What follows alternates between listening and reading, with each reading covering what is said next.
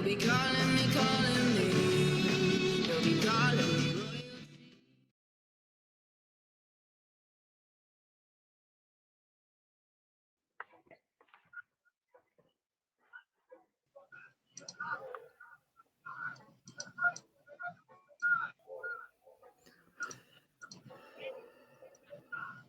I need to binge watch that series again. I love that series.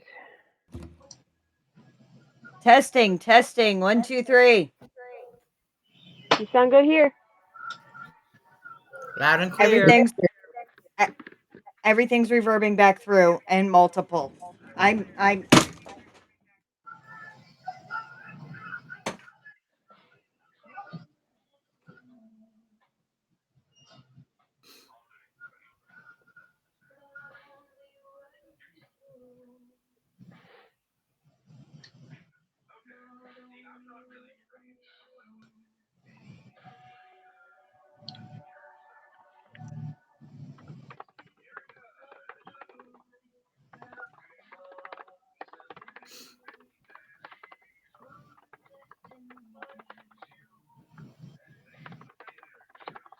I don't know what's going on.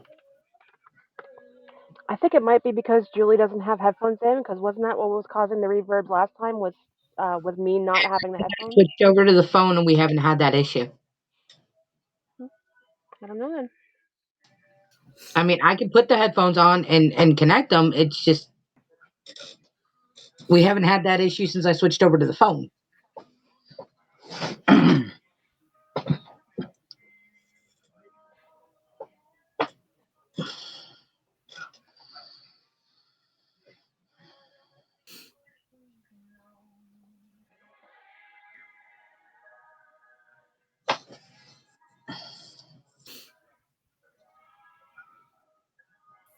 Yeah, apparently it's reverbing back to Izzy.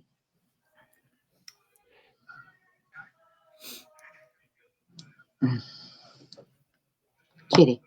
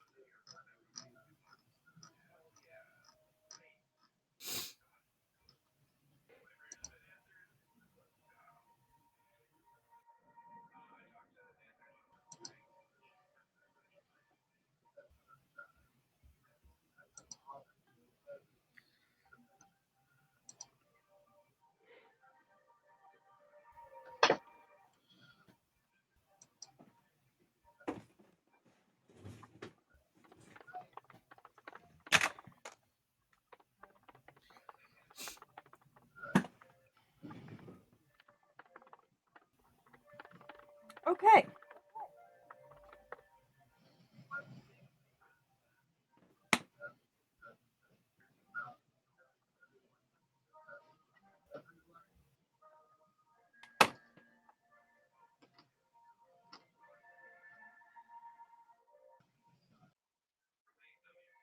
Testing 1, 2, 3.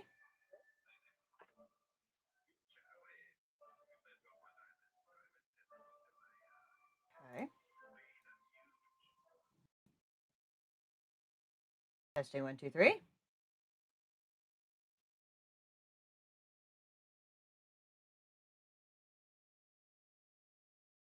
I don't know where I'm hearing echoes.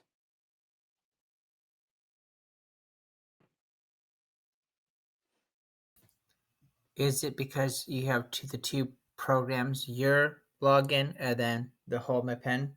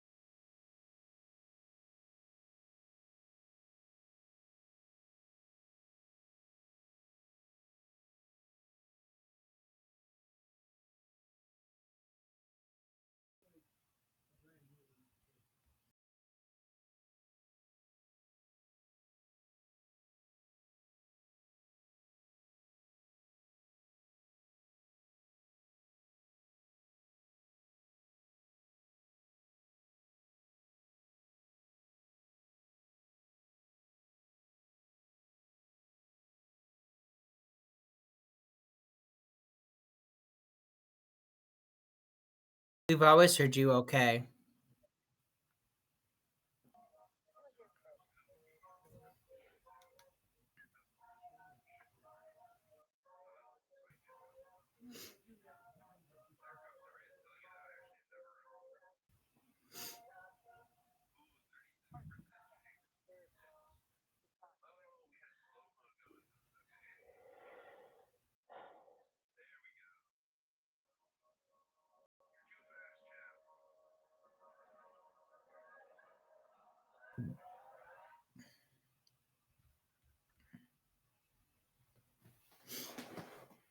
Can you guys hear Izzy at all? Or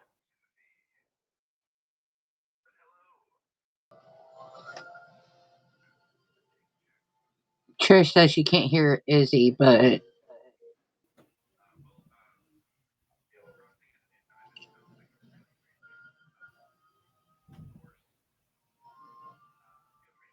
Dark hears everyone but Izzy.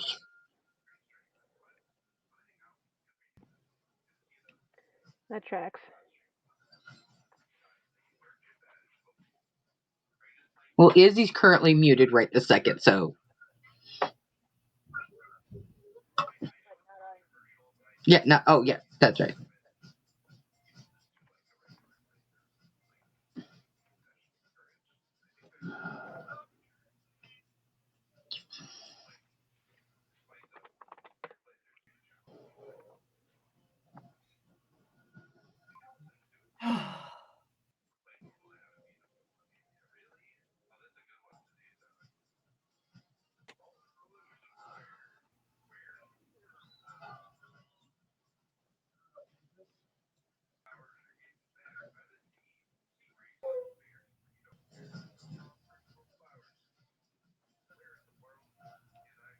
Testing 1, 2, 3.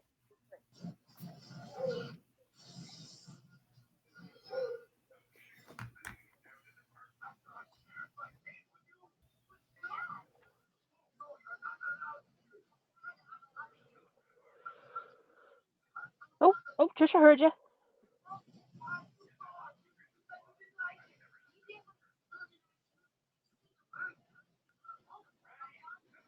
But I get to hear everything doubled.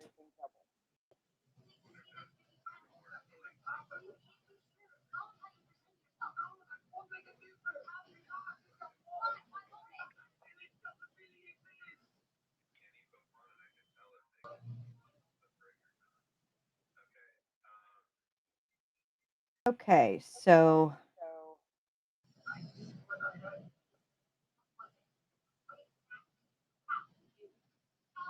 anybody hear me now?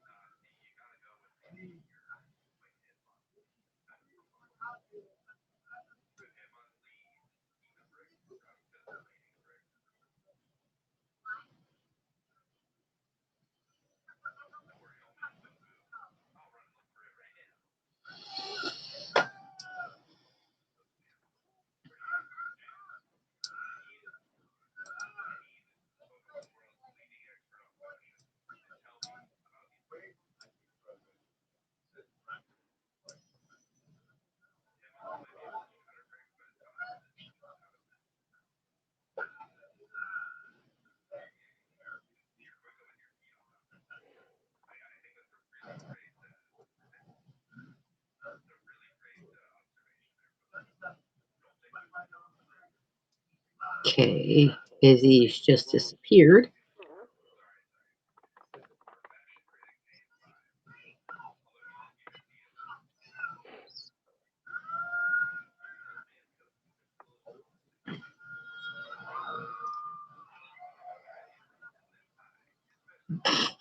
She's still got the body doubling for productivity up there. I just realized that.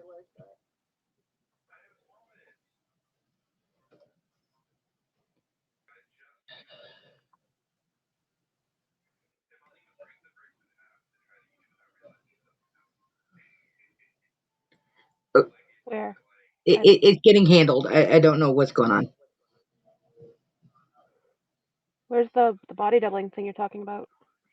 It's gone now, but it was right there Okay. next to the Promptcast. It's like it's gone now.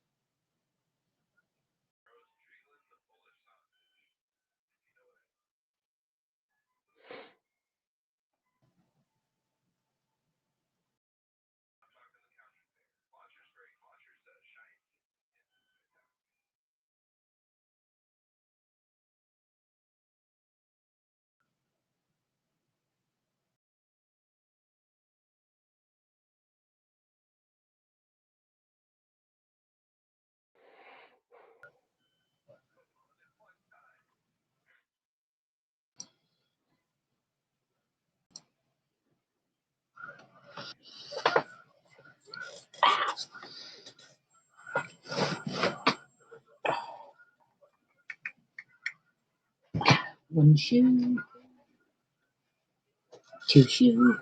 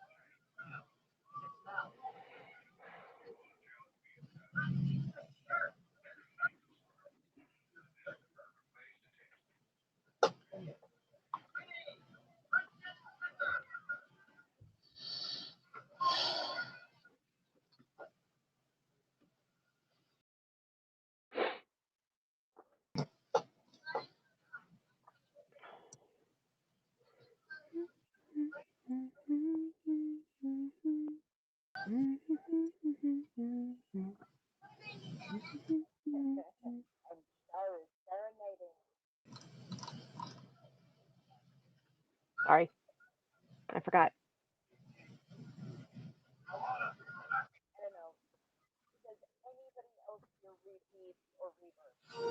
I do, but I always do, so it's hard to tell. I always hear a little bit, so I mean, if it's gonna make any difference, I'll put on the headphones. It's just ever since we switched to the phone, we didn't have this, or ever since I switched to the phone, I didn't have this problem anymore. So Try the headphones, see if there's a difference. okay, hold on.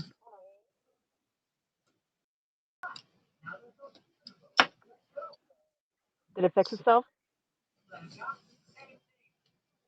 Ollie Ollie oxen free. Sounds good to me now. I mean, it sounded okay. So See we're that's good. that's the whole thing. I always have a reverb, so you can't go off me. Love you too.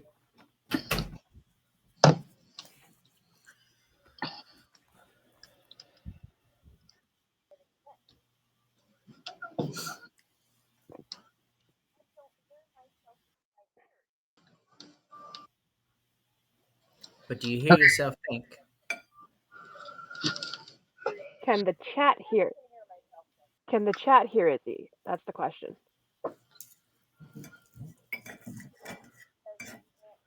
But that could have been. Remember, That they're could on have the been 10. before. No, I can't hear you.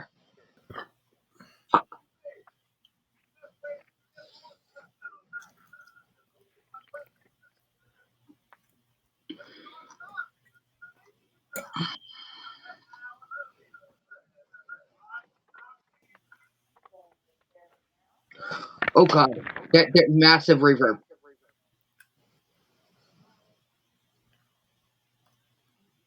Hold my pen got unmuted. There you go. Okay.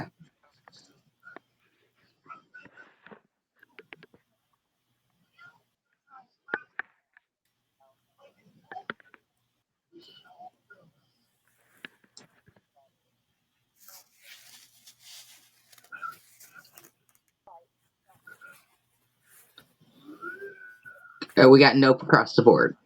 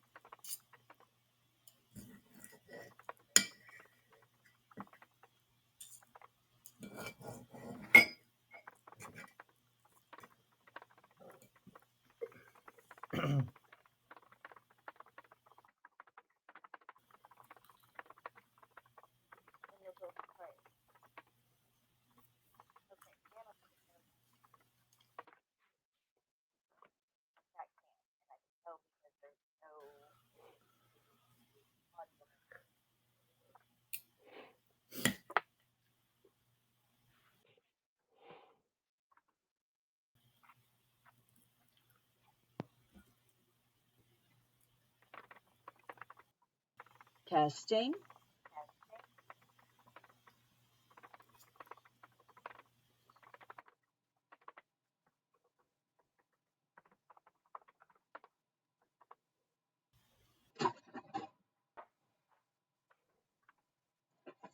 Trisha, Easy, Tiger. okay. It's been a day. Okay. It has just been a day. You'll have no idea how close I came to throwing every single laptop I own right out the window.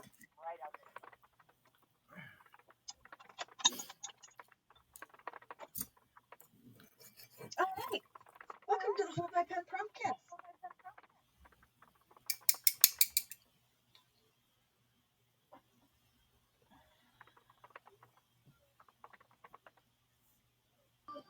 By the way, I just rewound it a couple of minutes, and I put my volume all the way up. Um, you could be heard, but just barely. And now it's like, okay, you're coming in fine. So I'm like, okay, mute over here, go over here. Hey everybody, welcome to the Hold My Pen Promptcast. I know we're running a little late tonight, but that's due to technical.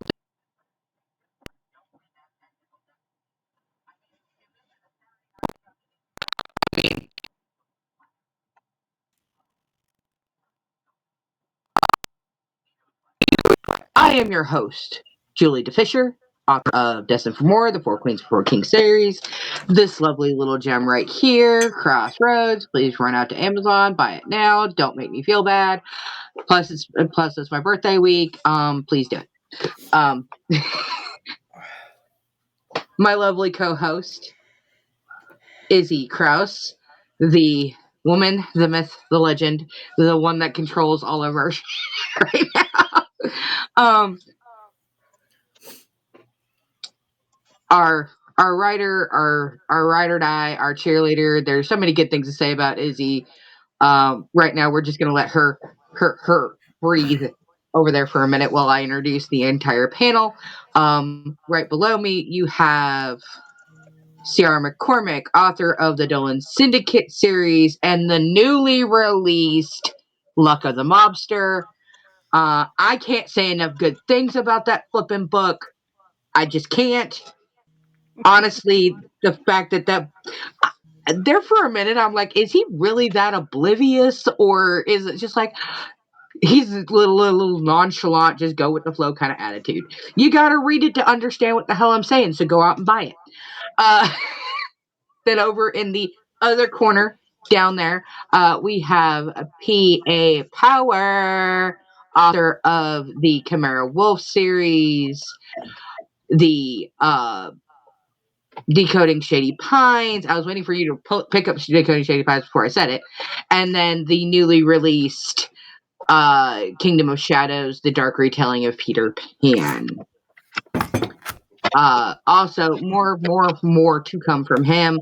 Currently writing Heart of Stone, which is being read out here chapter by ever grueling chapter each week. So And it's not everything you get in one fell swoop, but you got to come along for the ride when you do this. So, without further ado, we're going to get started tonight with our very first submission. I accidentally closed the freaking tab. How the hell did I do that? No, don't do this to me.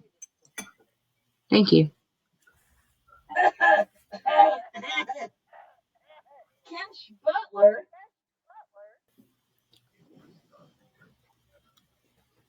Is that our first submission for the night? With a notation. Ah. And I have to read this, just so y'all know. Words that have RRR need to be purred.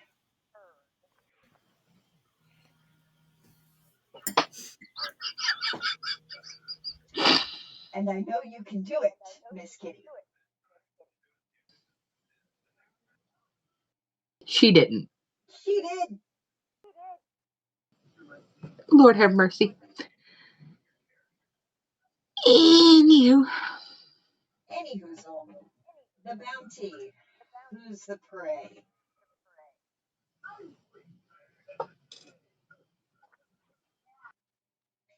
With a determined gaze, he summoned lightning, hitting the tree in front of him.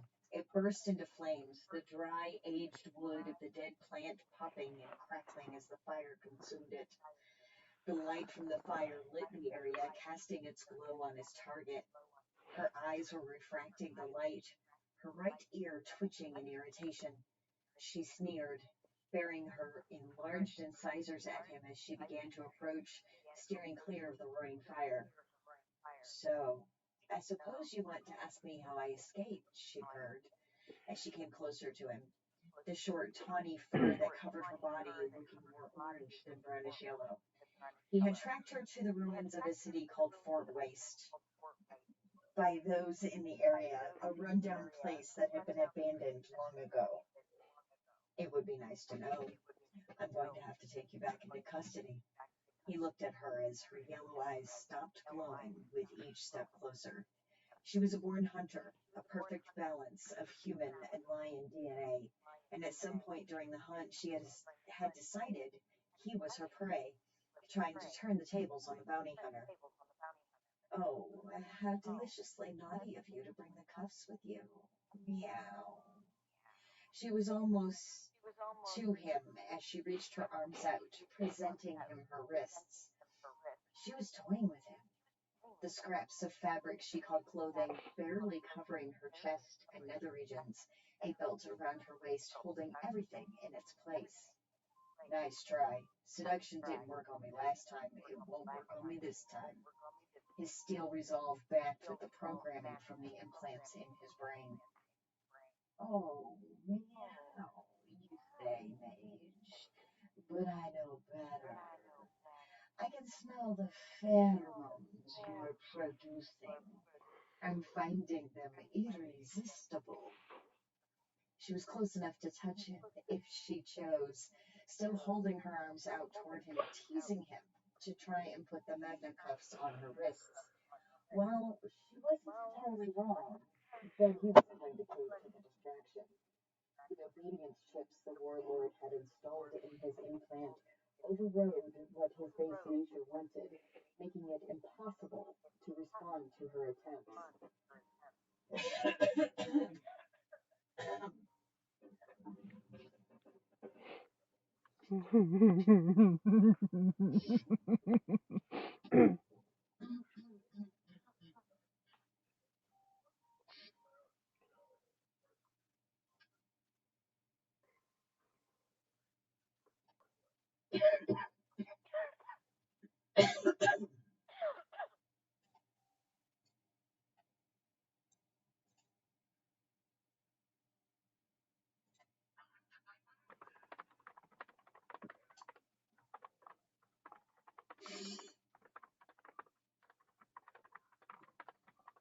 I'm going to guess that you found an air duct or crawl space of some kind to crawl out of. We'll have to inspect your next cell to make sure that you have no escape this time. He watched her as she took another step closer, placing one hand on his chest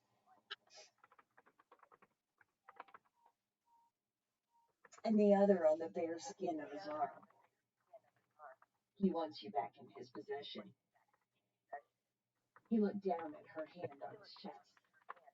Oh no, the big bad bounty hunter figured it out.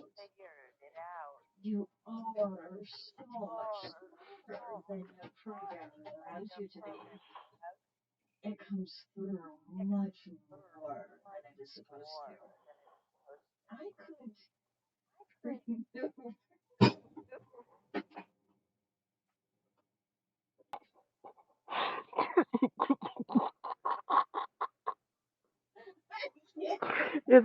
Izzy, I'm surprised you got that far into it with his chick. I can't hear my sister talk like that. That makes me ick.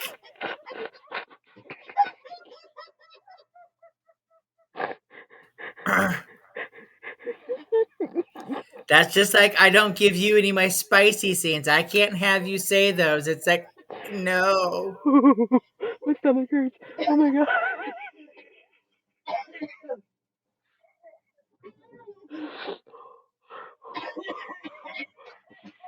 Oh my god. Izzy, don't die. You need to finish it.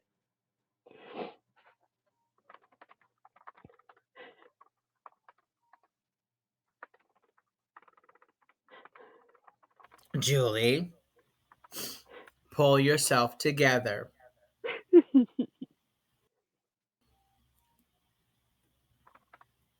We have 33 days, sister. Oh god, is it really just barely over a month? Wow. Izzy, you better finish drinking that before you keep reading. You don't need that coming out your nose. I'm drinking it straight from the bottle, man. Wrong bottle. I'm doing this sober, man.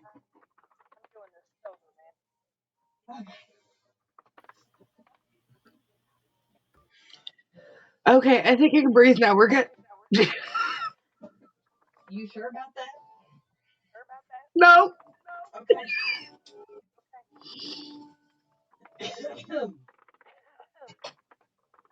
By the way, I do have an announcement. After we get through, are we through this, or we still got a little bit more? Or I'm not even done with page 1. Oh my oh god. dear Jesus. Okay, after this story, I have an announcement. I Okay. forgot at the beginning, but yeah, you do your thing. I'm just gonna sit over here and try to breathe.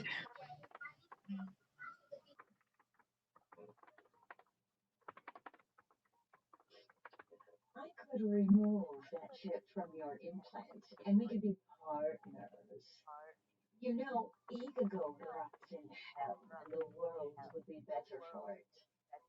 The hand on his arm had started to slowly move upward to his bicep and then shoulder, the whiskers coming out from the skin above her lip, quivering in response to things happening in the environment around them. He stayed quiet as her fingers slowly made their way toward the implant on the side of his head. Her hand had made it as far as his neck when his shot up, grabbing her wrist, gently pulling her arm and hand away from the circuitry that was integrated into his brain. He slowly brought his other hand up, a ball of light having formed in his palm. You are so strong and cunning for a human. Are you sure you don't want me to remove that obedience chip? She leaned into him, pressing herself against him. She slowly tried to pull her hand away, but he had a firm grip on her. He brought the ball of light closer to her, holding it just a few inches away from her head. She glanced to her side, eyeing the light, then looked back at him, a low growl starting to come from her. There has to be another way, she mused pitifully at him, her free hand starting the same journey the other had tried. If you try it, I will incapacitate you with magic, and I know you will not like that at all. He brought the ball of light closer to the side of her head. He could still hear the rumblings coming from her, knowing it meant that she was probably getting ready to pounce on him, or possibly try to scratch parts of him up until he released her. Either way, he was readying himself for whatever attack she was going to try. I have to defend myself from your magic. How would I be able to do this? Her free hand swiped at his face, just barely scratching him as he pulled away from the razor sharp claws, avoiding any serious damage to his face and implants. Still holding her wrist in his hand, he pulled her toward him, swinging the ball of magic as fast as he could, hitting the side of her face with it. He gave her a mild shock, nothing too harsh, but enough to get her to simmer down a little and causing her to screech in surprise. Ow! You shouldn't have done that. I want to help you. Why don't you let me help you? Her pitiful cries didn't affect him the way she was wanting them to. She reached her hand up, grabbing his free arm and pulling herself back up. She kicked her foot up, the claws extending as her heel found the side of his face. One of her claws found skin and muscle, tearing just above his collarbone. You shouldn't have done that. He grabbed her ankle, pulling it. Somehow she managed to free her foot out of his grasp, placing it back down on the ground, turning away from him, trying to get behind him, but he still had her wrist in his grasp, not letting go no matter what she did to try to escape. She ran under his arm, forcing him to twist his own to keep a hold of her. She then jumped, using his grasp on her wrist to her advantage and twisting his arm under and jumping. There was a sickening, wet, popping sound as his shoulder came out of its socket, forcing him to finally let go. He groaned in pain, falling to his knees as she sauntered back toward him. You should have let me remove that chip. One last chance. It could be so much fun being partners. She placed a hand under his chin, her other hand finding the port on his implant, his good hand reaching up and removing the fingers holding his chin. He made a quick jerking motion of his head, electronic whirring sound coming from his implant as a port cover opened up along its smooth surface. I knew you wouldn't be able to resist me. She leaned down and licked his cheek, a grin across her face. She began to look inside the port, finding the chip and pulling it from the slot. I will give this to you as a reminder of your freedom from that servitude. She had it pinched between the tips of two of her claws. He reached up and took it from her, placing it in the pocket of the vest he wore. Now come with me. Let's get your arm fixed. I have some plans for those cuffs I need you functional for. Watching him stand, she took him by his good hand, leading him away from the tree.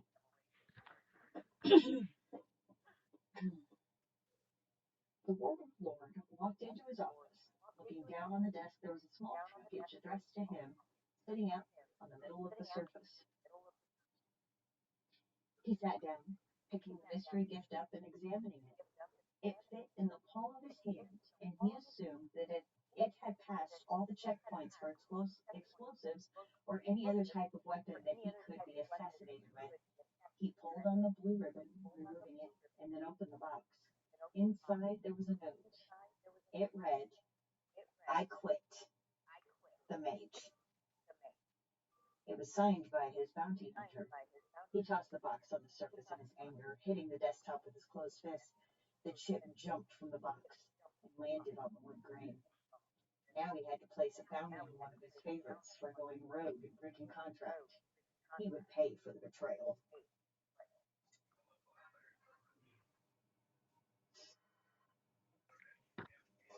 I heard it that time.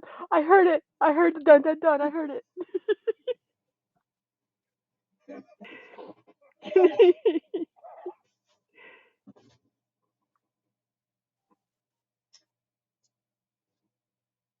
Woman! She made you purr like a cat.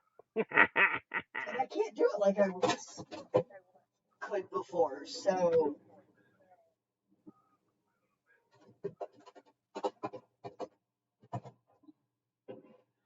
all I gotta say,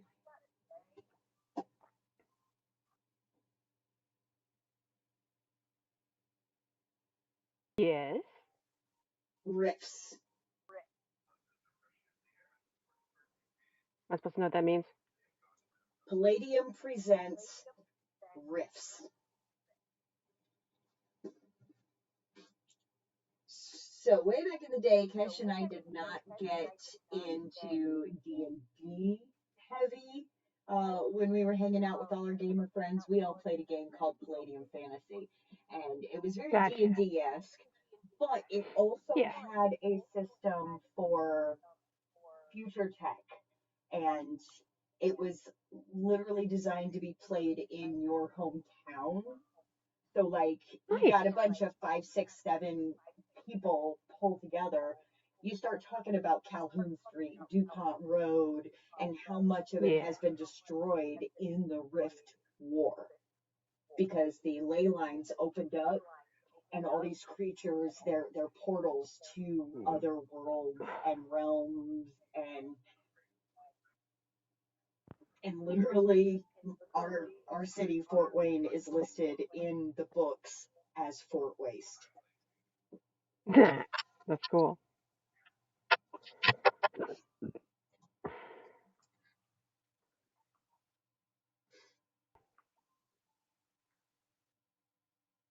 Yep, roll a d20. Yep, yep, yep, yep. I gotta say that was freaking awesome. Except for making me try to purr like a lion. Well, yeah. I like that we're getting some sci-fi stuff now. Hmm. Cause didn't Stavros submit something that was more sci-fi-esque last time? Yeah, the Portal Fantasy. It's Yeah. right now it feels very science fantasy-ish. We'll see where she goes with it. Hell So, yeah. as Julie DeFisher, fearless leader,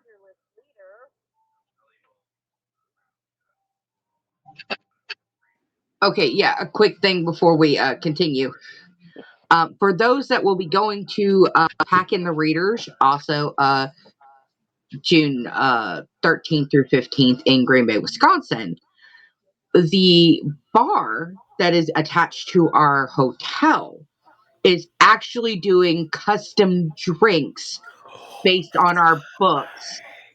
And Nice. the one for Crossroads that was picked out by a friend of mine who has read Crossroads all the way through, was a very instrumental part of Crossroads getting done. Has picked. I let them pick the drink. They said that this envisioned Piper, and what it is a liquid tiramisu, Ooh. and that's the one we've submitted for Crossroads. I just wanted to throw that in. I don't know if it's actually going to be done or not. I don't know how many of them are going to be done, but a lot of us authors have submitted drinks that either represent our book or are in our book. Very nice. So I just want to throw that one out there. Those will also be our specials from the time we check in till we check out on Sunday night or Monday. But Sunday night's when our last like hurrah day is. We all depart back. But that's going to be the specials that we can order. That's based on our drink. Also, they have a small cafe in there that also does coffee and stuff like that. So whether it's a coffee drink or whether it is a alcoholic beverage, both are doing it. So Nice. please plan on Julie being involved in the taste testing of a lot of these drinks, mostly caffeine related. But that was my whole announcement there. Please continue. I can't wait. I really can't wait. And of course, packinthereaders.com. So pack as in Green Bay Packers, but just pack in. You're packing in thereaders.com.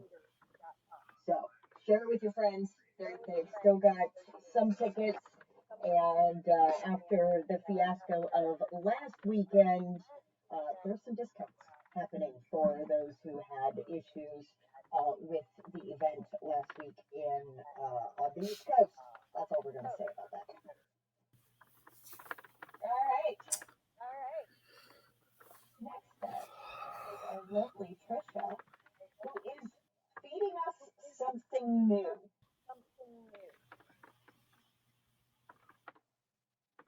So she already gets us in the grip of things. Now she's showing us more new stuff.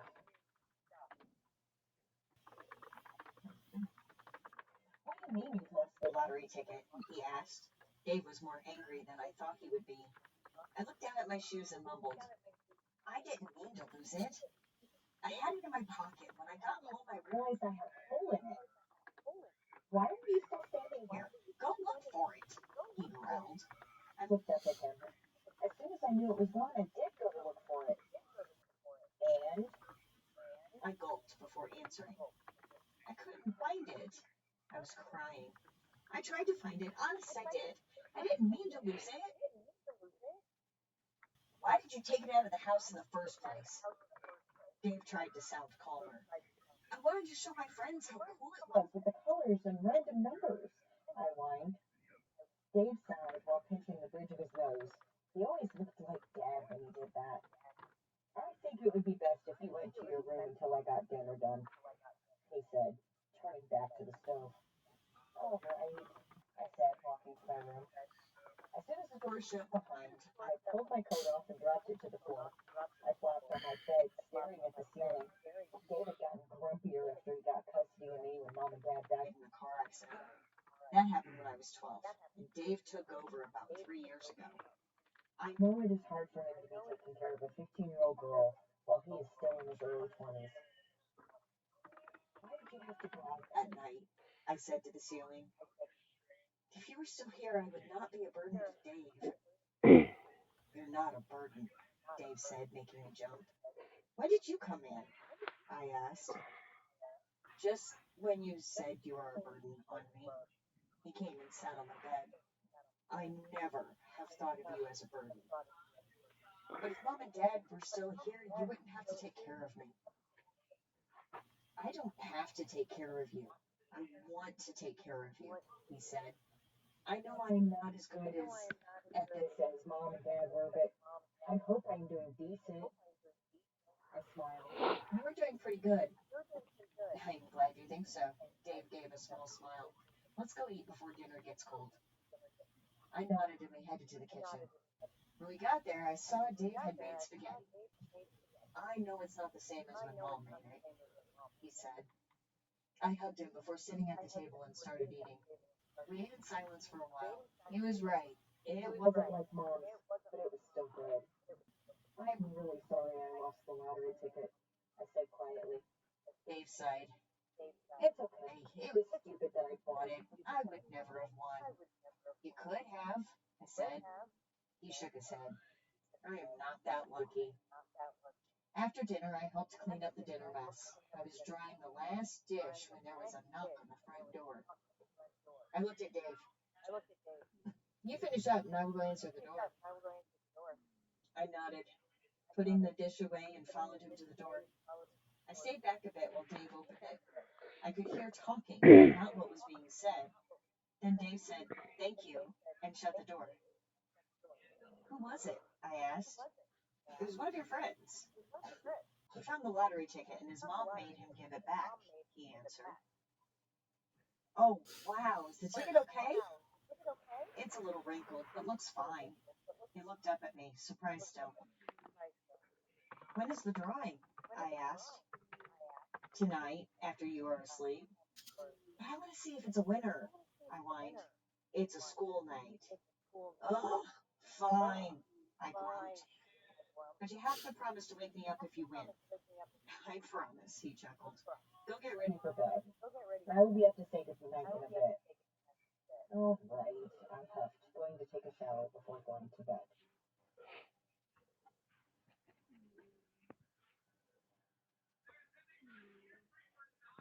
Now I want to know if Dave won the lotto.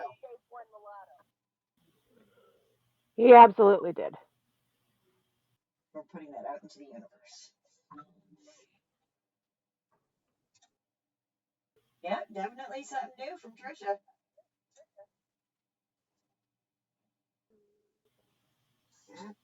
Absolutely.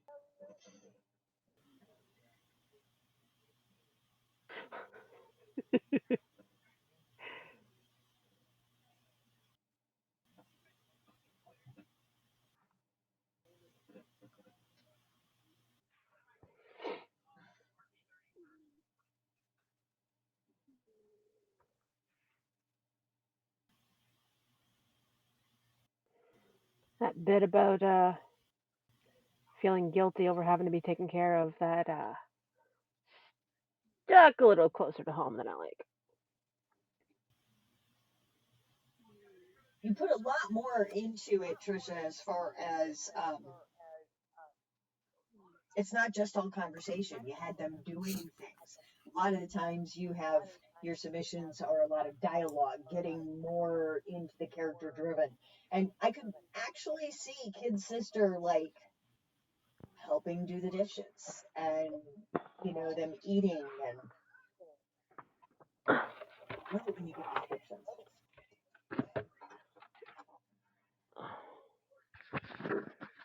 All right.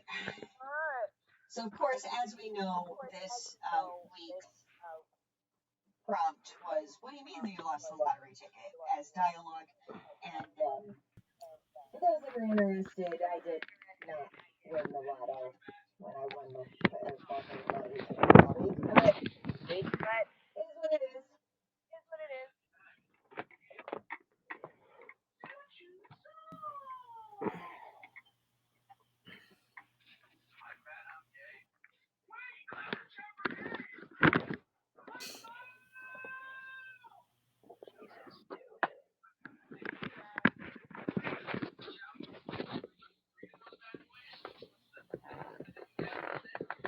I don't have enough monitors. I don't have enough monitors. That's what it is. That's what it is. now I'm hearing me Oh, again. now I'm hearing me again.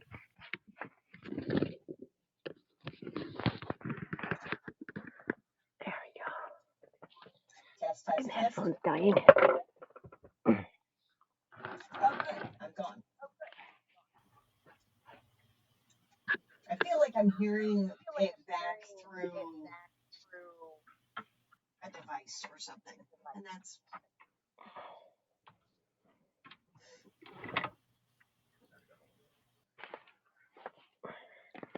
I rearranged my desk this week as well.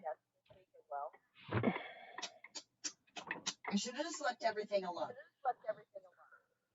Would have been fine. All right. Oh, Julie, did you ever get numbers? Okay, cool. Because I'm moving them over into the 2025 folder as I'm done with them, so I don't mess up. Uh-oh.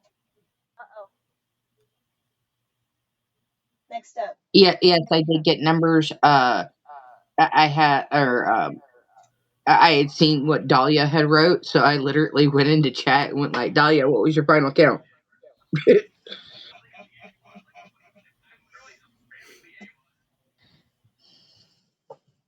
Because Dahlia's next.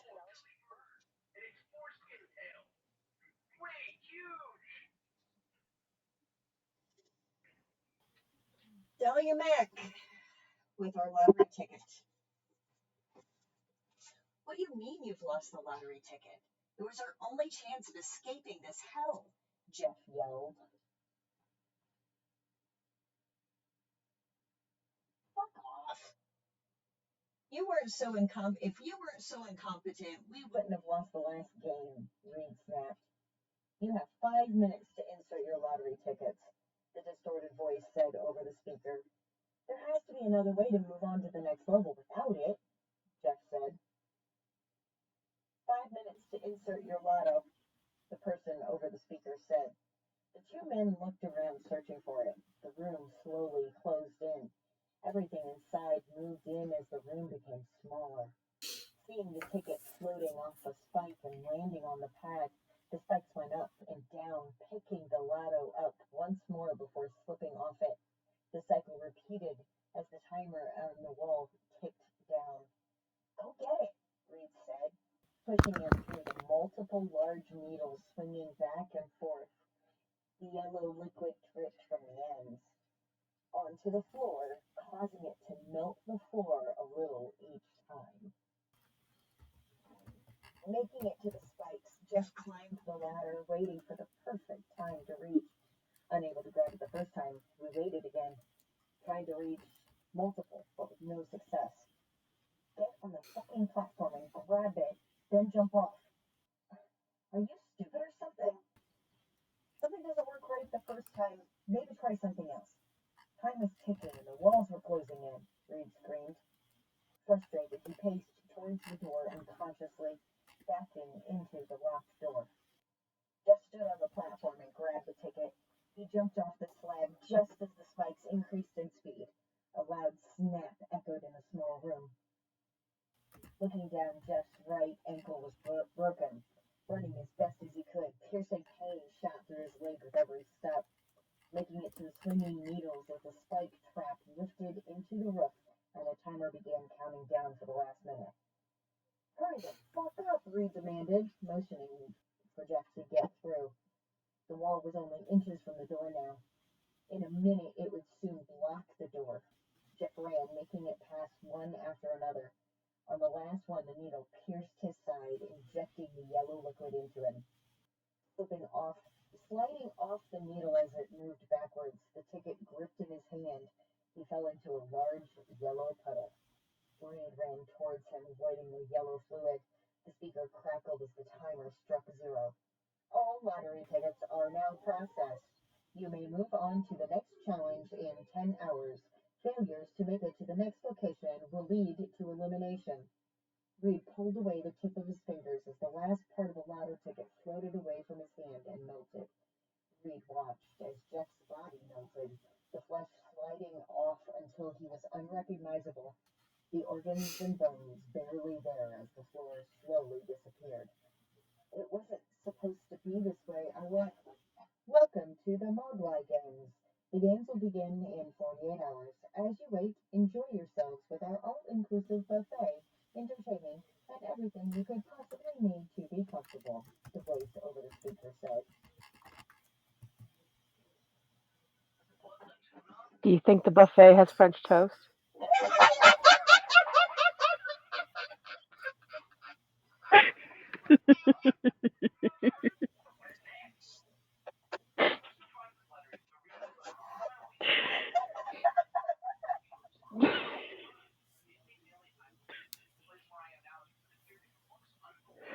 I knew it wouldn't be a modern day lottery ticket when it came to Dahlia. I just knew it. No, no. No,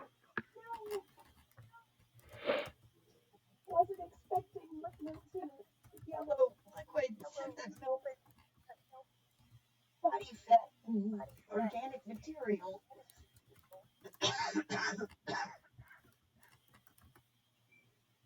It's funny. Right before the show started, I was reading up about Lake Superior and what it does to bodies. It's for research purposes. We're authors. Yeah, I'm literally writing about pirates. I need to know what happens to bodies whenever they're in severe cold temperatures. Lake Superior is a great example for that. Oh, yes, I know. But just in case somebody were to come across this later.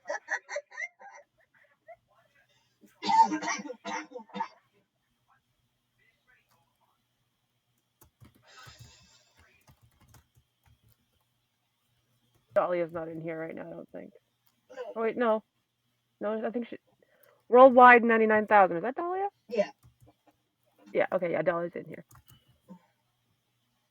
that. Just being quiet.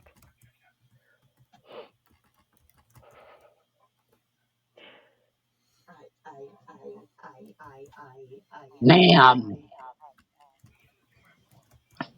Dahlia,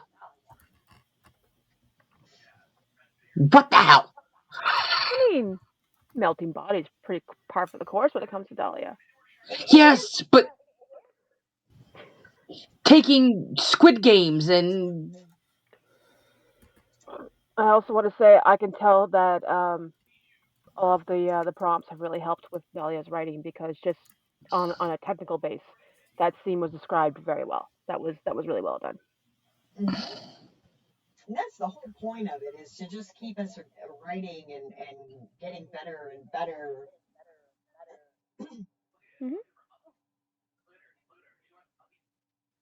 All right, next up, another Canadian, SP Stavros. And this is latest, her thriller that she's been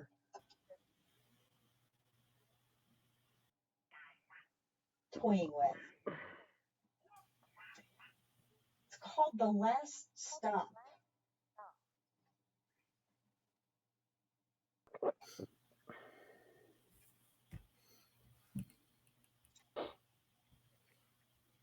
Something's weird. Oh, okay. Yeah. No more technical difficulties. I'm tired of technical difficulties. The question on everyone's mind is likely how she escaped. Meredith couldn't tell you because she doesn't know either. According to her government mandated therapist, she had been nearly trafficked and held against her will. Meredith was hazy on the details. She vaguely remembered bits of being held down or needles injected into her arms, but it usually came in flashes, along with the most mundane noises. A car driving by, the ding of a church bell, the sound of machinery, dogs barking. She would be left to recover for days from the panic attacks that would hit her. Her therapist diagnosed her with PTSD, but what was so stressful that she blocked out her memories. That's why she booked the trip to Canmore. Since the incident, she had been in an apartment downtown Calgary from the assistance of the Albertan government. She had been trying to push through every day by working again as a journalist. But even the simplest things downtown set her off. The therapist instructed her to find her triggers, but without the memories, it would prove difficult for Meredith. Just walking down the street gave her flashbacks of being tied down or seeing the darkened impressions of other people being held with her. Meredith jolted out of her thoughts as the door to the charter bus swished shut behind her driver. She had taken a seat near the back of the bus to avoid that paranoid feeling breathing down her neck along the way. The journalist in her instinctively analyzed the other individuals on the bus, if anything, to focus her mind on something. She recognized the man from the articles about dishonorable discharge and the woman from the court-martial papers. The woman hadn't shown up to court proceedings yet, and it was rather startling to see her in person. Meredith cracked open her laptop and typed in their descriptions, if anything, to not focus on the tips she had received. An anonymous package arrived on her day a week ago with information about missing people disappearing just like before, but in Canmore. No return address, just information. Meredith booked her bus tickets that week. She needed to at least check it out. Her credentials allowed her access to talk with the police in Canmore, but only on what is accessible to the public. The question would be if the missing persons cases would be accessible. Some of the articles on crime rates rising in Calgary were assigned to her, but the research and her conflicting memories distracted her as the bus drove down the road. The sun had begun to set as they passed Ozada, leading down the Trans-Canada Highway. The inside of the charter bus was quiet, but part of her was unsettled by the movements of the people on the bus. One man with black hair, dark skin, and a wiry build fidgeted with a phone in his hand, flipping it around like a fidget spinner. The man who was dishonored and discharged was tall, with dark hair and tan skin, like a man who had been in the field not too long ago. Yet it was claimed he had been dishonorably discharged for inactivity in the field. The woman who was court-martialed had left her post for personal reasons that weren't excused. She had the look of a military person. Simple clothes from Walmart, from her plain tee to her black pants and combat boots. Every inch of her spotless and wrinkle-free. The woman's auburn hair slicked back and pinned in a tight bun. She rested in an upright position in her seat, arms rested on her stomach. Meredith was surprised to see the only other woman on the bus to be so calm and relaxed. If it had been her, Meredith would have been on edge.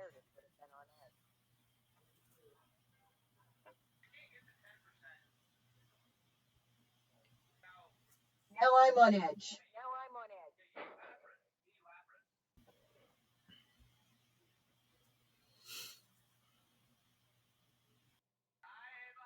That's a nice setup.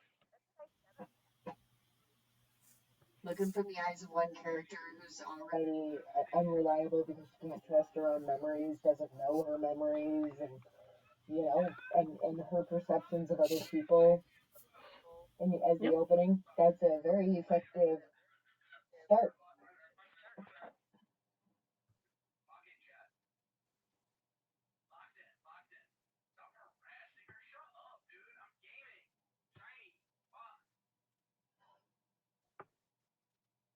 All right,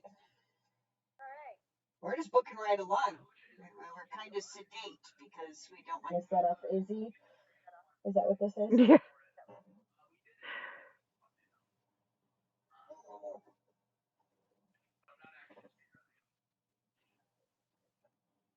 I'll admit I'm I'm trying mildly to behave distracted. myself. I'm mildly distracted because I'm working while I'm listening. So That's fair. That's fair. Well, we do have Patrick up next. We do have Patrick up next. So, I think I hear my oven beeping. you stay in that seat, mister. What's that, Grandma? You need me? You're gonna try and bring Grady into this?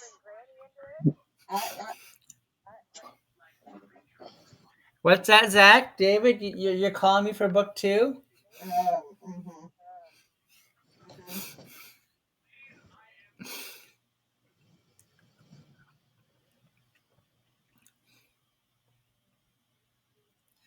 Now, keep in mind, I've had a rough week or so, and dealing with work stuff, then the edits for Jed. This may not be the best, but it gives you a taste. That's fair. And you know what? Here's the thing, right? There's no reason to be defensive when you're not able to get as much done as you want, or if life gets in the way, right? We all have life, correct? Right? You do not want to say, like, this is cluttered in here, right? It is. Like, this is organized chaos. However, the rest of my child's apartment that was out in the garage all winter is now haphazardly shoved into my living room.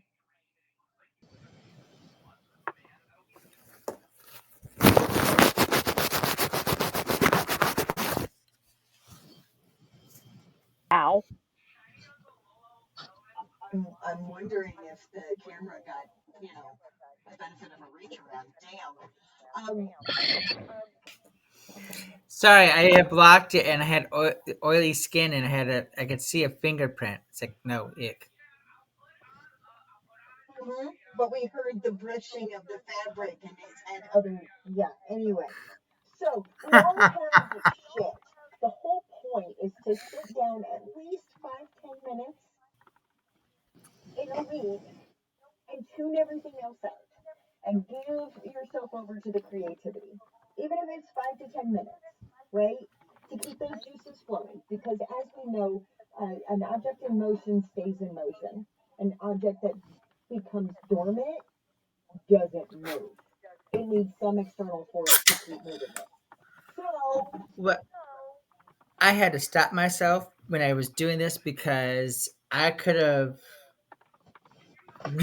straight to the next piece, and I have a chapter that's going to be in between this and the other one that I was able to complete. I was like, ugh, I need to stop this here before I chaos. you are chaos. So we'll just leave it at that. All right, so we've got Thank you. chapter 9, or at least the rough draft of chapter 9, right? Lotto. Mm-hmm.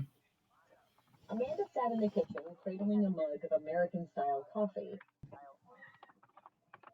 Black like my soul. Oh, that wasn't part of it. Sorry. Her eyes drifted toward the distant meadow outside, where morning sunlight bathed the grass in a soft golden hue. It was the kind of morning that invited wandering thoughts. Professor Lynn stepped into the room, fastening her last earring. Well, I didn't expect you to see you up this early. What? Amanda blinked, slow to register the voice. Oh, you're up, but clearly not awake, Lynn said with a smirk. She crossed to the front door and opened it, finding a small package hanging from the knob. A single, elegant letter A was written on the attached tag. Seems you got another gift from your little lover boy, she said, tossing the box toward Amanda. The sudden motion jolted Amanda from her daze. She caught the package mid-air, blinking as if the morning had finally come into focus. Later that morning, Amanda walked briskly through the ivy-covered campus buildings, her thoughts still lingering on the package. She hadn't dared open it yet. As she slipped into the lecture hall, students were already settling in. The dean stood at the front, stern as ever, with a clipboard in hand. "Now, class," he began, voice booming. "You have received your lottery ticket by now. This ticket is not replaceable. If you lose it, you're out of luck." Amanda blinked. "Lottery ticket?" She raised her hand. "Dean, what ticket? What's this for?" The dean's eyes narrowed. "Amanda, I do not have time for this. Every student received their lottery ticket in their dorm mail. Check your inbox." "But, sir," he silenced her with a sharp glare that said, "Enough." Before she could speak again, Bethany sauntered over with a smug smile. "Oh, what's wrong, Amanda?" she said in a sing-song tone. "Did you forget how to read again?" Several nearby students snickered. Amanda clenched her jaw. "I didn't get one." "What do you mean? You've lost the lottery ticket?" Bethany gasped This out loud. bitch. "I warned you, Amanda, not to interrupt me. And now you lost your only ticket? Well, the drawing will be later today for those of you who were adult enough not to to lose your ticket. The winner will have the chance to have dinner with a very wealthy individual. Best of luck. Dean curtly turned and walked out of the classroom. Don't feel bad, Amanda. Some people are just not from this world, so it would definitely be in your best interest to just disappear. Bethany wrinkled up her nose and walked back to her seat. The rest of the day dragged on, each class slower than the last, as if time itself resisted moving forward. Just as the final class was about to end, the intercom crackled to life, its static snapping the room to attention. Attention students, the winning lottery ticket number is 87 6 68 51 4. A high-pitched screech rang out from behind Amanda. She didn't need to turn around. There was only one person who could produce that sound with such obnoxious pride. Bethany. As the dismissal bell rang, chairs scraped back and voices erupted in excitement and confusion. Over the noise, Amanda caught Bethany's unmistakable voice rising above the others. When I dine with royalty and he begs me to stay at court, Bethany declared, I won't even think about this place ever again. A few students laughed and others rolled their eyes. Amanda just packed her things in silence, the hum of whispered questions buzzing around her. What exactly had Bethany won? Amanda took comfort in the solitude of the professor's quiet cabin. The silence wrapped around her like a blanket, a welcome contrast to the noise and tension of the day. As she unpacked her bag, her fingers brushed against the mysterious package she had nearly forgotten. Her breath caught slightly. With gentle care, she unwrapped the small box. Lifting the lid, her eyes widened. Inside lay a pendant necklace, elegant and otherworldly.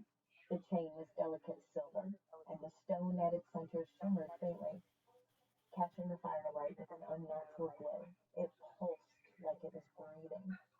Amanda hesitated, then clasped it around her neck. She stepped over to the mirror, unsure what to expect. A soft gasp escaped her lips. It looked right on her, like it had been made for her and her alone. The gem sat perfectly at the hollow of her throat, glowing subtly as though responding to her touch. For a moment the world felt still. The questions, the lottery, even Bethany's voice, all faded away. In the back of her mind, Amanda knew there was something more to the pendant, something she couldn't quite grasp, but felt deep in her bones. The moment the cold stone touched her skin, a jolt of energy surged through her. The gem pulsed once, then began to glow, faintly, as though awakened. Suddenly her vision blurred. Flashes of unfamiliar images flooded her mind, ancient ruins crumbling under moonlight, a silver crown shrouded in mist, eyes, glowing and inhuman, watching from the dark. And then, as clearly as if whispered beside her ear, came the words she had read so many times before. I doom you. I doom your bloodline. When the firstborn male of your house comes of age, he will become what you have destroyed. Amanda's breath caught in her throat. The room around her spun, the pendant burning ice cold against her skin. She clutched it instinctively, heart racing. What had she just awakened? Amanda stumbled back from the mirror, heart pounding, the echo of the curse still ringing in her ears. She reached up to touch the pendant, but it had already gone still, cool and silent, as if nothing had happened. Somewhere across the room, her phone buzzed faintly on the nightstand. She hadn't heard it earlier, silent mode, of course. A missed call, then a text. Scott, I hope I didn't scare you off the other night. Please call me or text. Just want to know you're okay. Amanda stared at the message, her thumb hovering over the screen. For a moment, she considered replying, but how could she possibly explain this?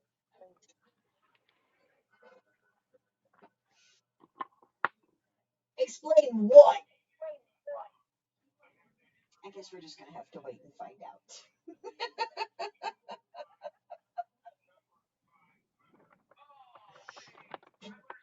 See, and that was, a lot of times we look at these prompts, right, and we think that that needs to be the central thing, or that's, what prompts the whole thing. it's this side thing that wasn't the meat of what Patrick gave us, right? It got us more into this thing that's happening with her, with the pendant and everything else. Lottery was just something else, a tiny little side plot point that is probably going to turn into something else later if we know Patrick, for crying out loud. But it's the meat of what was presented tonight had nothing to do with the ladder ticket.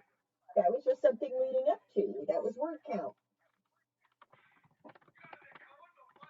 Yeah, Stavros, I'm with you. Friggin' Bethany. We all friggin' hate Bethany, and right now I friggin' hate Patrick for making me speak with a mean girl voice. You could have had McCormick do it. I could have, but McCormick is also multitasking. So she's kind of using us as body doubling, and that's the other thing that we do. We were going to go live last night for body doubling, but then time just kind of got away from us, and Is that why I saw you guys pop online for like 10 minutes or so? I'm sitting there like, why did they For do this? 6 minutes. Yeah. All I can say, or all that I will say, is the Lotto will very much play in to the next chapter or two.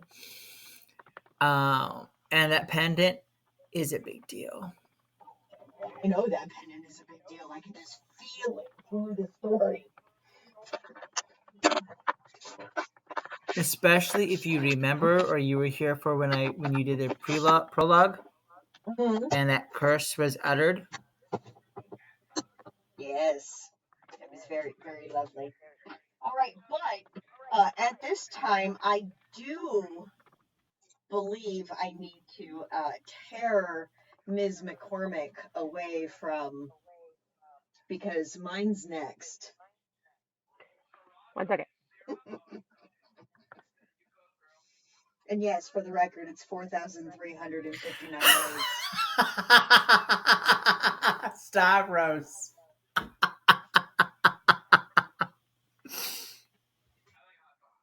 I mean, that's literally what I was kind of thinking, because it was in dorm mail. Well, she's been kind of kicked out by Bethany from the dorm. So I'm figuring, okay, I, Bethany sold the Well, ticket. see, this is when they said it was when you read it was the dorm mail, and I'm like, how does she have access to her mail because she's not there, and until a formal investigation can be completed, what the fuck ever, might I add, she wouldn't have gotten her fucking mail. So how do we know that Bethany's not sitting behind her with both fucking tickets? And as soon as one of the fucking ones were read out, it was like, oh, I'm a winner. No, the fuck you're not, bitch. You just can't tell which ticket's yours. Sorry. That. Hey, Stormy. I always have to have a character that you all love to hate. I look. Bethany isn't quite ranking up there with Xander just yet, but she's coming along. Oh, no, no, okay, Julie, I'm going to say this, and you're going to understand this 100%. Others may as well. She's reaching my Regina George's level. Oh no, absolutely, without a doubt. But like I said, it's not. We all have that one character that everybody loves to hate. Okay, for me, there's usually five or six. Well, yeah, okay. We absolutely hate Dallas and Kate from Destined for More, right? And if you have not heard of that, get your copies now because here in the next couple of months, Julie and I will have it buttoned up and ready for the new release. That being said, then you've got Xander and what's the Nadia. concubine? Nadia. Yeah, concubine. That's a good word for her. Uh, Obviously, we hate them. I, Well, you have Xander, you have Nadia, you have the one. Hold on a second, let me look up her damn name because I forgot it from the beginning of the story. Hold on.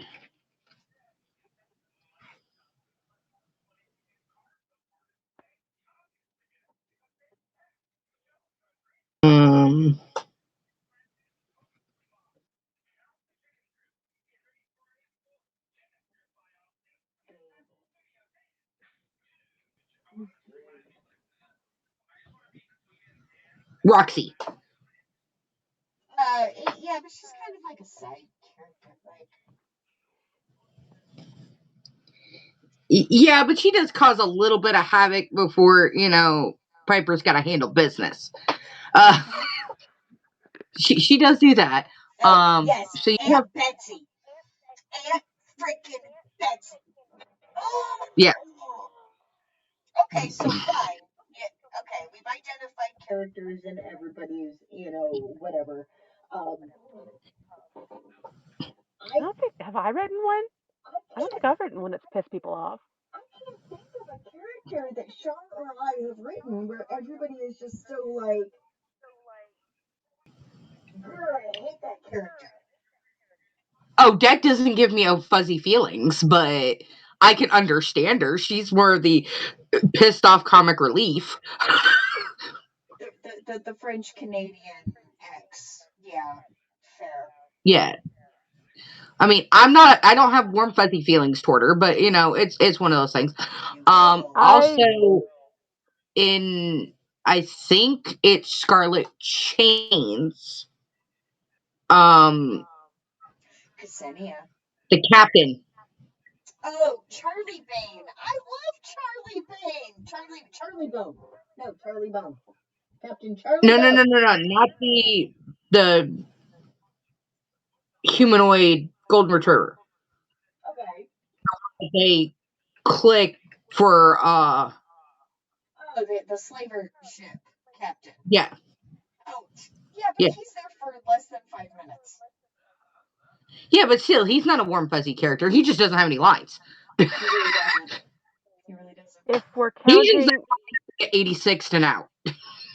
if if we're counting characters that we've written, but it's not limited to just who's been on the show, then I definitely have a character that everyone's going to absolutely hate. But you have to actually read. I think my name is a mobster. More so, I think I'm playing for mobster. Julie will know who I mean. Marcus. No, no, no. I was fixing to bring that one up. Yeah, No, Marcus is a Marcus. piece of I'm shit. happy that she handled it, because if I had to go handle it, it was going to be a whole big thing. I legit forgot that I named him Marcus while I was in the middle of writing Scoundrels. I'm gonna have to change that Marcus's name because I associate that name too much with Riley's Marcus now. I was like, Yeah, oh, I Right. gotta fix that. it's I gotta fine. fix that. It's fine. By the way, I should have a couple more books to add to my indie cart here in the next couple of days. Mm. One You is hit a the button, bright didn't you? one is a bright green color. I'm still waiting for my copy of Luck of the Mobster to get here. I ordered it like on the second, and it's still not here yet. Oh, Um, but yeah, no, that's a whole big thing. Trying to think, but no, there's certain ones. It's like for yours, I do have a favorite character. For that particular the Dolan Syndicate series, I do have a Mm. favorite character, and I've only read two of the books. Um, and mind Who you, is it? the reason I got to do two of the books is I was Char's beta reader for Luck of the Mobster, Mm. which thankfully I did catch a couple of things right off the bat, and it was like, hey, this page, this thing that did this, and you'd be like, and I even was highlighting portions, going, this is what's wrong, and then that's the way I work. it By the way, takes a if anybody needs village. an editor, I am free, and I have quick turnaround times and need cash quickly. Um, But now I need to know now who was your favorite. I need to know now. you know who my favorite is? Oh, was it Zach? Zach's my favorite. Yeah. Zach's quickly becoming my favorite too. I just It, love it, him so it, much. his low grade, like, I'm not going anywhere. You expect me to leave you unattended? No, thank you. Yeah, good job. And he Like, just says it with his face. He doesn't use words. well, He just yeah, says it with yeah, his face. He it's just a whole, looks at her. it's a whole mood, it's a whole vibe, Yep. and he doesn't have to have those words come out of his mouth. No. Though I'm not going to ruin it for anybody, because I don't like when people do that to me. I will say the way Riley handles handles business at the end of that freaking book. Mm. chef's kiss. But that's neither here nor I we all have our favorite characters. We all have our ride or dies, and then we have like for Char for Crossroads, it's Dom. Yeah. Absolutely, she has Dom. There it is. He's my Um, boy. for Patrick's, I have quite a list of characters I don't particularly fucking like. Dr. Anderson. He's slowly creeping. He slowly crept to the top of the list, but he should have started out at the top of the list. But I mean, when you go with the fact that me and Patrick have very similar character namings for our books, so but we both have a Kate and Katie.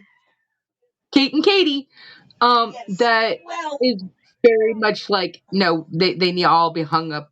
Kate and Katie is like a Karen.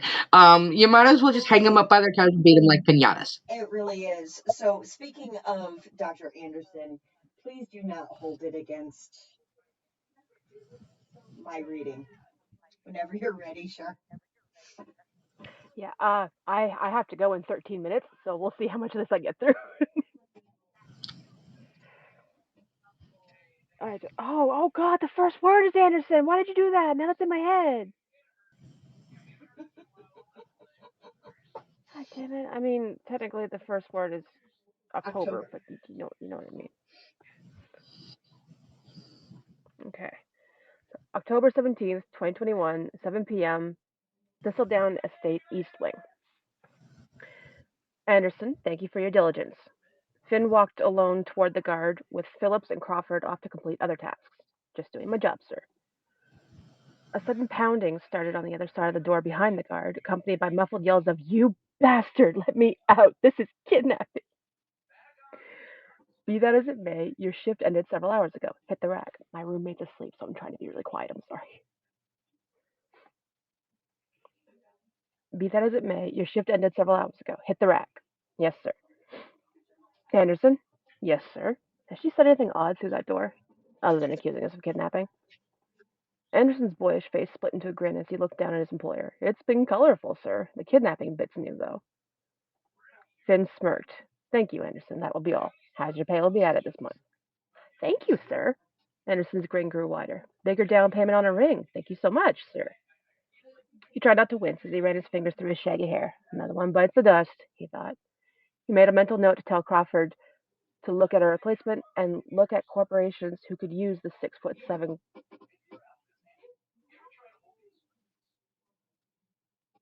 Yeah, yeah, Anderson 6'7". Keep going. Mm, look at corporations who could use a 6'7" guard and paid almost as well as Thistledown did. With few exceptions, every member of the security team was unmarried and without children. Although many deemed it a cushy job, as the previous night's events proved, it could easily turn dangerous. He placed his hand on the door lever and called out, Miss Ellison, I'm opening the door now. I will explain everything. He turned the lever carefully when she quieted and pushed the door open slowly. He expected an attack, but was surprised to see her several feet away from the door, her arms crossed over her chest. Your reputation precedes you, she snarled. Miss Ellison, I do not know what you're referring to, but I apologize for the circumstances that you find yourself in. It has been a situation where you may view yourself and the children in your care as kidnapped. I want to assure you that it was for your protection. A single eyebrow arched in response. The alarms were enough to frighten the children, but you took my ID and would not let me leave. That is kidnapping. If you will allow me a conversation. Our previous attempt was rudely interrupted. He stepped back and gestured down the hallway. If you will return with me to the drawing room. Emily debated briefly, curious at the change from pompous and aggressive to conciliatory and tolerable. You have 30 minutes. She walked past him, reversing the previous night's route from the dining room. Finn walked past her when they entered the room, sitting once again in the winged-back chair, and gestured for her to sit on the sofa once more. She sneered at him before sitting down. Although you pretend to provide me a sense of freedom, allowing me to be close to the door, you forget that I am aware this place is crawling with guards. What does an eccentric and single billionaire need with this many guards? I have 5 siblings, a niece, and a nephew, Miss Ellison. This is home base for many of them. Also, while last night was not an attempted break in here at Thistledown, one of my siblings was attacked in his Seattle home last night at the same time. As you noted, my family and I are well off financially. Living at such a level comes with some risks. Surely you can appreciate that. The Ashfords were not without means. So you do know them. I do. How? I'm not comfortable discussing that quite yet, Miss Ellison. You are a stranger in my home, albeit one who has cared for the children for a long time. Which begs the question, why are you here? Finn settled more comfortably in the chair, his elbows on the armrest. To bring you the children, of course. Emily's voice took on an imperious tone. Why else would I be here? But why? Why are they here and not with their parents? Emily deflated a bit into the upholstery. Damn, you don't know. She worried her lower lip. Mr. Connors, the Ashfords are dead. They took sick last year, first becoming dehydrated, then abnormally fast and erratic heartbeats, progressing to vomiting, loss of control of other bodily functions, abdominal pain, and jaundice. They passed away a couple months ago. Finn felt a wave of distress as his guest detailed Jack and Lily's symptoms. I didn't know. The children? He looked meaningfully to the hallway. They're fine. I'm fine as well. Thank you for not asking. I'm sorry, Miss Ellison. Emily interrupted him impatiently. Look, who are the Ashfords to you, Mr. Connors? Her steel was back, restoring her backbone. Please understand, I am not in the habit of telling strangers such personal details. What made you think to bring them here? I usually don't share personal details either, but I will if it helps. I haven't been paid in 8 months, Mr. Connors. I could have taken funds from their accounts. I had access to pay the bills and purchase groceries, but I felt keeping the children cared for until their parents regained their health was more important than my paycheck. They provided me with the use of a vehicle, let me live in their home, and I was able to pay off my student debt in less than 3 years. I have very few needs at this point. Sounds like a dream job, Finn murmured encouragingly when she trailed off. She sighed, sadness creeping into her voice. But it brings back trauma. My parents died in a car accident after my freshman year of college. I stayed with my older sister until Mrs. Ashford hired me. As you may know, she and Mr. Ashford were lawyers. They needed someone during the day with the children after they had Lola so they could both continue working. It was not supposed to be forever. No, I suppose not. But again, how did you know to come here? He stressed the last word as she seemed to evade the question. Mr. Ashford's mother passed away before I knew them, and as far as I know, Mrs. Ashford had no family to speak of. After they died, I tried to keep going to find someone who was to take over raising the children. I looked for a will, legal documents, anything. The lack of family ties is part of the reason I was hired. I am ashamed to admit it, but I ransacked the home office nightly after the children went to bed, looking for answers. Eventually, I located a fireproof safe behind a false book-spine box in the bookshelf, found the key, and opened it. Inside were the normal legal documents you would expect, along with the handkerchief and its contents. You still haven't answered the question, Mrs. Ellison. Finn's distress gave way to impatience. You saw the contents of the handkerchief. Some of it is disturbing, so give me a break here. There was also a manila mailing envelope. It had documents with your name and address and a picture of the estate, but no will or other documents detailing the care duties of the children in the event of their death. I guess you're either someone significant to them or you've got some sort of connection. Why couldn't this wait until morning? Yesterday, a nosy neighbor who saw the Ashfords taken away in ambulances asked when the children's other family were coming to take them. It was only a matter of time before the authorities came and put them in foster care and split them up. Foster care. I see. The mortgage is now overdue. All the bank has sent for, and the bank has sent foreclosure documents. I feared I would not get the children away in time. Mortgage? That house was paid for years ago. Your turn, Mr. Connors. How do you know the Ashfords? She leaned against the sofa back, arms defiantly crossed over her chest again. Finn sighed. Fine, Miss Ellison. Tit for tat, I suppose. Jack, I mean Mr. Ashford, was the result of an affair by my father. His mother never told Dad. My mother discovered the child and purchased that house outright, putting it in Christina's name, and providing funds to cover the entirety of Jack's school career, private schools it desired from childhood through college. He stood to lean on the room's fireplace mantel. There should not have been a mortgage at all. The house was definitely used as collateral for a loan at some point in the last 20 years then. The bank will come to collect. Do you have a lawyer for custody matters, since you are the children's next of kin? Although the words from her mouth were the entire reason she had to come to the stage, she felt a pang of regret at leaving the children. Her mouth felt dry. I'm sorry, can I have a glass of water? Finn looked over his shoulder, taking in the pallor of the woman's skin. You said they took sick. Do you know what with? I've not heard those symptoms in that combination before. He walked to the coffee table between them and poured her a glass of water from the service tray one of the housekeepers had left for this talk. He handed her the glass. Thank you. The Ashfords rarely went to the doctor. I was never tasked with taking them to appointments, and I cannot recall a single instance of the children coming down with normal childhood illnesses. But once a year, Mrs. Ashford would give me a full day off and tell me she was taking the children for errands. I presumed a scheduled doctor's visit was among the day's tasks. They did not tell me anything regarding what made them unwell. Mrs. Ellison, I hate to ask, but the children know you. Obviously, as their aunts and uncles, we want what's best for them, and if we truly are their only family left, they need some stability and normalcy. Would you stay on to get them settled? I Can I think about it? Of course, Miss Ellison. Back in her room, Emily shakily pulled her phone out of her skirt pocket and pulled her sister's name up from her contacts before taking a deep breath. Here goes nothing. She hit call. Mid ring, Lucy picked up. Hey, girl, where you at? Static garbled the words. Still at the Connors estate. Why is the reception so bad? Oh, sorry, I'm in the back corner of the house. Let me move. Lucy was silent for a moment. How's that? Any better? The line was much clearer. That's better. You need better service, Luce. Can't beat this price. The sounds of shuffling papers came through. So you're still there. How's it going? When can you leave? I don't know if I can. I've lost my lottery ticket, and what do you mean you've lost the lottery ticket? Lucy's voice crackled down the phone line again. I mean I lost the ticket, Luce. I must have misplaced it. Emily's voice rose in irritation as she paced the bedroom. In the midst of the conversation at the gate, being ushered into the fireplace room, and everything else after, I lost track of the damn ticket. What are you going to do, Em? It's not like you continue to live with the children. Connors would surely hire someone he trusts. Emily quieted, stunned at her sister's words.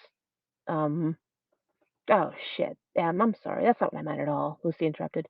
I just meant that he doesn't know you. He's rich, so if he wants to keep them, he naturally would hire someone he knows and trusts to do what he wants with them. Not that you're not trustworthy, he just doesn't know that you are. He's also not likely to bother trying to find out. The constriction eased a bit within her heart. Lucy could always hear her face, even over the phone. Thanks, I needed that. But Connors, I don't know. At the gate, he sounded indifferent. Then he suddenly switched to hostility, literally snarling at me.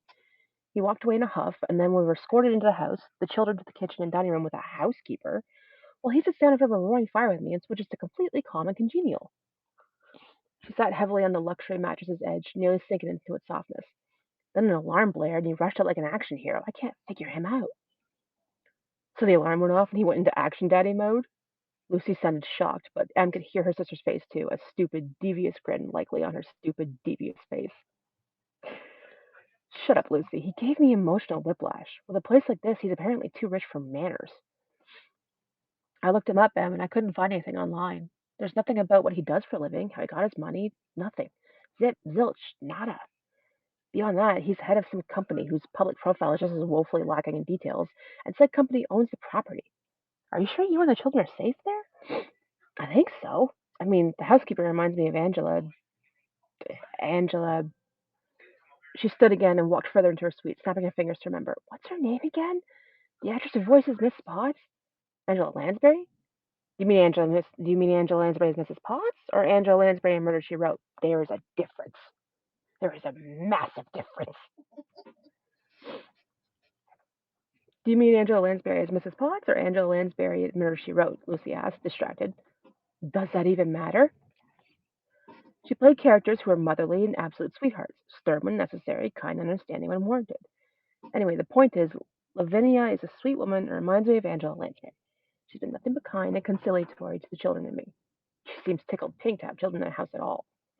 Yeah, so she can steal them, fatten them up, and eat them. Lucy could not help it. She chortled, laughing so hard she snorted. Lucille Mary Phaedra Ellison, this is not a Grimm's fairy tale. No, but I needed the laugh. Lucy snorted once more as she sobered. I can't believe you still pulled out the Lucille. It's not even my name.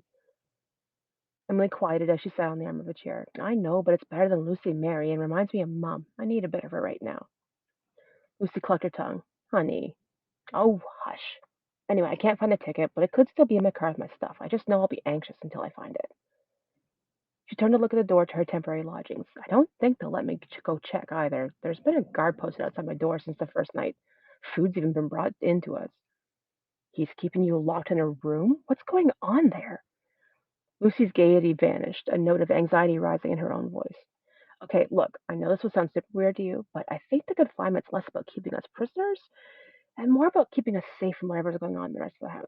From what I understand, not only did one of his sisters return to the family home injured that night, but her brother was attacked at his home in the same time.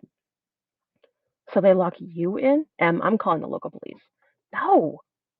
The word came out with more force than she meant to give it. Don't do that, Luce. I think we're going to be okay. Whatever it is, it's all happening at the same time I decided to bring the children here. What if it isn't a coincidence? Finn said that Jack was the result of an affair his father had years ago. Finn is the children's uncle. This is their family, after all. But what if Jack and Lily are poisoned or something, and someone's trying to take everyone in the family out? She ticked off 3 fingers: dead, injured, and attacked.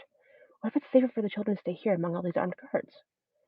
She stood and twirled away from the door to pace the open space. Emily, Virginia, he's got you trapped in a room under armed guard. Don't government name me, sis. This is not Alcatraz. I said bedroom, but it's quite literally an entire suite of rooms. She looked around at the space she'd been given for her stay. It was 2, no, 3 times the size of her space in the Ashford home. I have a private bathroom, while the children share one in their suite. Lola has her own separate room. There's a spacious room for the boys to share. The hall door's locked from the inside. There's sitting rooms in each suite, beautiful bay windows looking at the gardens. Um, A corner of the room was set up as a kitchenette, and she walked to it to touch a stack of books on the eating table. Lucy, they've even provided us clothing that fits in toiletries. Asked about medications we need to take, food allergies. All I have to do is take care of the children. Even asked about their schooling. The second housekeeper, Cordelia, asked me for a list of study materials for the children or books we may want to read for leisure time. She found most of what I asked for in the Manor Library, then ordered the rest online. Emily, who worries about the education of enjoyment? Who worries about the education or enjoyment of captives, Lucy? Books are the first thing banned, remember? Books bring ideas of freedom. Emily rolled her eyes in exasperation. Not that they truly care about the topic, but prisoners educate their captives, you know. Lucy sniped. Emily, you need to get out of there. I still have not heard a good thing and a good enough reason for me to not call law enforcement. Maybe even the FBI. He's probably into something illegal. Does the FBI do cults? And what if he and the rest of them aren't into something criminal? I'm not going to leave the children alone with strangers, relatives or not. Plus, the solitary armed guard outside our doors, doors that do not lock, I might add. Do you see what I'm getting at, Luz? Something more is going on here. And and you were right. I can't leave them in their hour of need. The children, I mean, not Connors. For fuck's sake, Lucy, I'm talking to you on the phone. And my phone. And my own freaking cell phone, Lucy. An unsupervised phone call to you, my sister, on my own damn phone. He knows I could call the police. He never confiscated it. Think it through. She paced the floor again before walking to the bay window and looking out into the night sky, her reflection staring back at her. The clothing style was a bit older, maybe a mom from the late 80s, but still in good condition. It was quality manufacturing materials. The food level was gourmet, yet somehow still home style cooking. The children wanted for nothing. What's happening here? So what you're telling me is the beast flashed a library at you and you stopped being angry with him? Got it.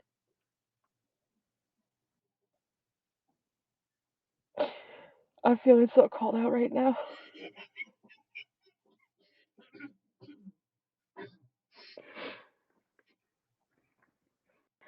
Lucy, I wish you would pick an emotion because now you're the one giving me whiplash. First teasing me, then getting all big sister on me, and back again. What is going on with you? A movement out the window caught her attention. She turned and pulled the sheer curtain back with her fingertips. A sentry came into view on his patrol of the grounds. He spotted her as well and smiled up at her, touching fingertips to the bill of his hat before continuing his route. That was Anderson, my guard. Then who's outside my door right now? Em, are you there? She realized that Lucy had continued talking, but she was presence outside of her window. Yeah, I'm here. Sorry, I saw something out my window.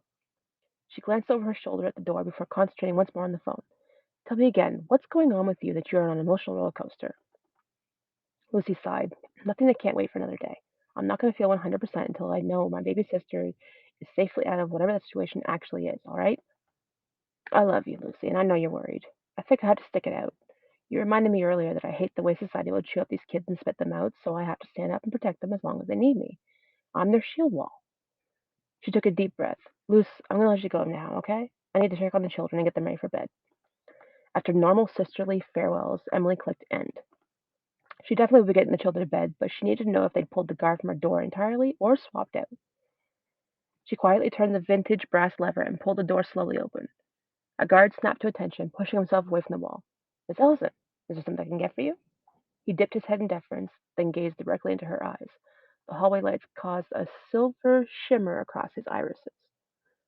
She stammered, no, I just. Gathering her thoughts and clearing her throat, she tried again. I thought I saw Anderson out on the grounds, but he's been my door guard. You're clearly not Anderson, she fumbled, the door a shield between her and the strange guard.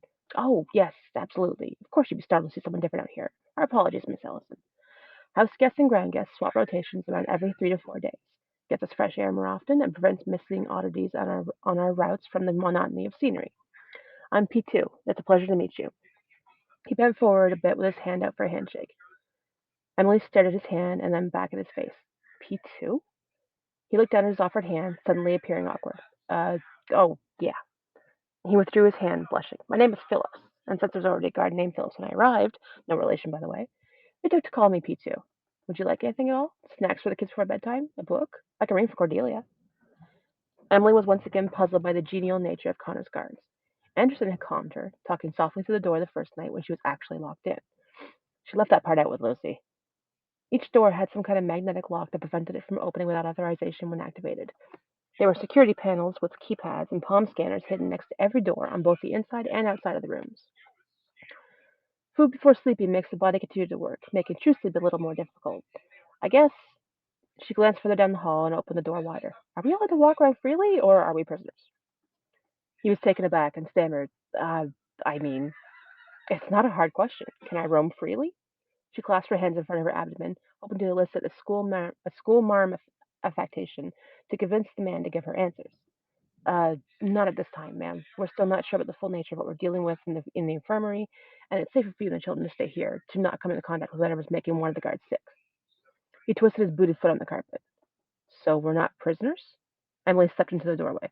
Uh, technically, no, but we also cannot roam freely. That is correct, ma'am.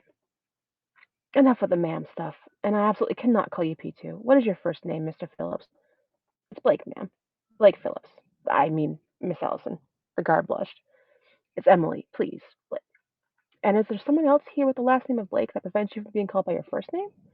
She increased the school teacher's tone of affectation in her voice. It's working, she thought.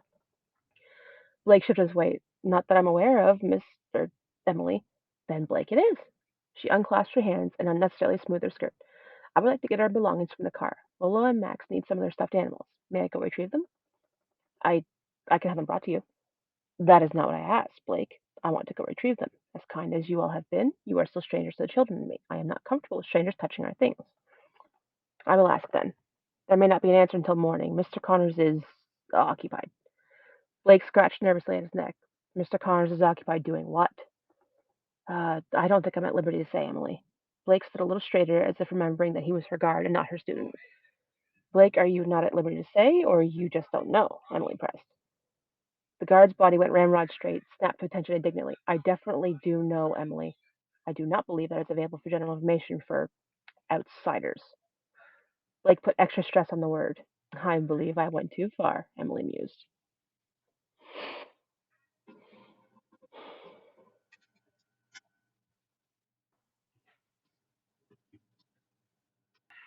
Thank you very much. Isn't it past your bedtime? Yeah, it is. Lucky for you, I have I to like how go. she tried that. I like how she did that. Oh, it's past your bedtime. I Mhm. can't catch heck from you now. You can give it to me later. Well, guess Mhm. what, honey? Let it sit, let it stew. Because when she gets ready to serve you that dish of, it'll be proper. Oh no, no, no, no, no. I won't rip into her. This is just going to affect what I'm going to write the next time when I eventually get around to doing a prompt. You thought the house traumatized you? Oh, just wait, honey. Just wait. Why are we trying to I'm. traumatize me? All I did was have a couple of conversations between Emily and some dudes. Mhm. But you Yeah, also yeah, yeah. mentioned the good doctor. That's not so good. No, no, no, no, no. Same Also, name. Anderson is a sweetie pie, and Anderson is a sweetie pie. We like Anderson. I won't lie. A little part of me is already shipping Emily and Blake together. A little bit. Just a little bit.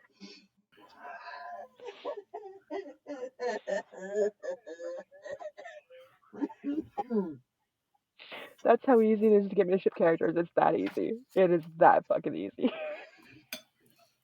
I was grasping at names and suddenly I'm like, wait, Phillips. Okay. No, I can't. There's a whole other character named Phillips. Okay, P2. But that is totally a thing. That is totally a thing that happens when there's someone like that's one of the whole basis for one of the clicks and resets. We got Ashley B, Ashley A, Ashley D. Like that's a thing. Mm-hmm. Right. Well, is when I did security and I was a supervisor, we had B Phillips and we had D Phillips. One's name was Brandon, one's name was David. And it never failed. They both ended up on my damn shift. So I would literally be like P1, P2, and they would always line up with Rover 1 and Rover 3. So instead of saying their name across the radio, unless I absolutely had to, it was R1, R3. Nope. Well, it was like when I was still married this last time. My husband's name was Dave. I never called him Dave, but everybody else called him Dave. And he worked for a guy named Dave. And they had another moving guy that worked with them named Dave. And then there was another guy who worked with them sometimes who was named Dave. So at any given moment, it was a moving van with Full of 4 Daves. Daves inside. It's like, we ought to call it Dave. Dave moving. Sadly, there's only one Dave left. The other 3 have died. Mm. Yeah. All right, well, I gotta go. Good night. Yeah, We'll well, at We'll catch least see you ya. all later. she can't yell at me for mine. So, yeah. Yeah. Good night. Well, there is See, the that's the play thing. replay. It's up for Exactly. a week on Twitch after the stream Yup. ends. Love you, Shy. Thanks for Night, Thank guys. reading.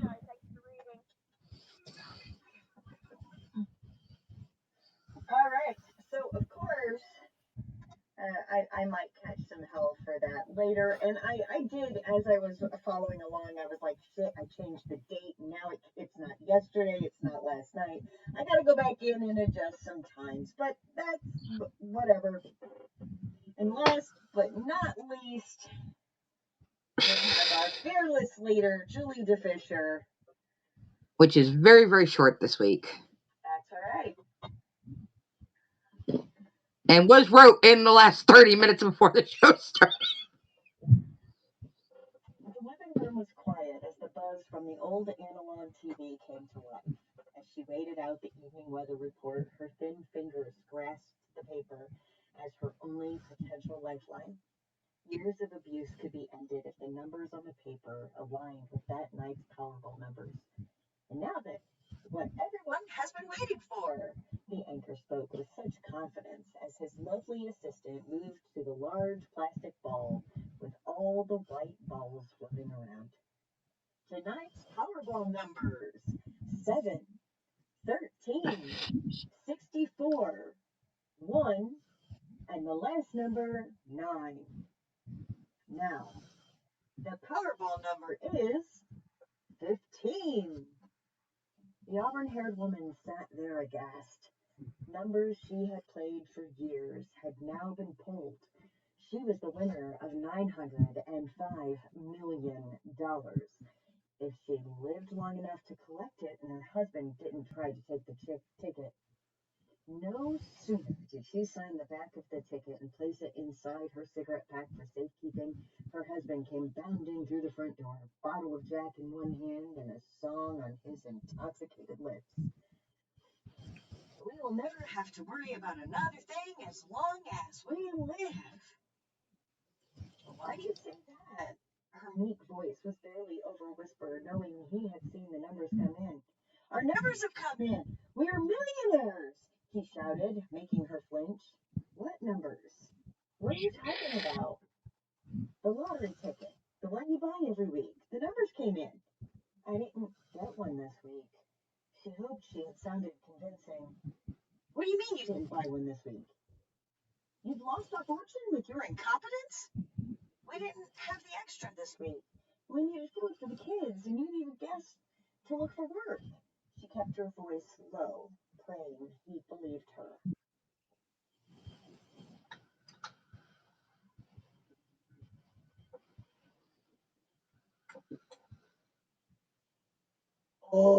Oh. Ma'am. Ooh. Oh. Uh, uh, uh, mm, mm, mm. I'm sensing a situational Maggie thing happening there. Obviously, completely different setup or whatnot. Looking forward to that. Hopefully, he survives her anger. You know what I mean? Right. Otherwise, somebody's gonna have to call the Undertaker. Yeah, because they don't just come around anymore saying bring out your dead. Uh, Nope, they sure don't. They sure don't. All right. Okay, so we're about 15 after 11 o'clock, and thanks to all our wonderful scuff yet again, because Izzy can't have nice things. Izzy just needs to leave things set up perfectly and leave it well enough alone. well, the whole thing is the computer this is normally set up on had been acting up for several days this week, so everything got switched over to the new laptop she got from work, and we hadn't had time to do a run through yet. True. So you can't blame Izzy on this one. This is all normal technical issues, unfortunately. No, it's because Izzy has old refurbished shit. Because Izzy can't afford new shit. Anyway, we are pulling up the next set of prompts. Let me pull up Discord. Julie, nice. Well, and you know that proves it. It's like literally mine was done in the 11th hour, Mm-hmm. 30 minutes before the show started, and I got That is 314 words out of it. I don't know where it's going, but it could go somewhere. absolutely. All right, so I am popping over here. Why is that unknown? That should not be unknown. Okay, whatever. Oh, our cord be cording. All right, next week, May 17th, episode 20.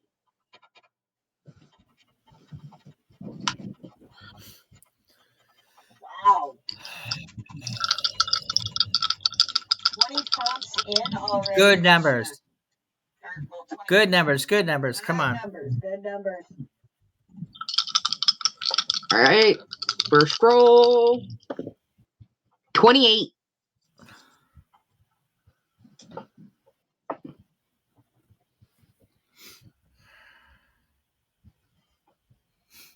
Ma'am, you cannot have the dice.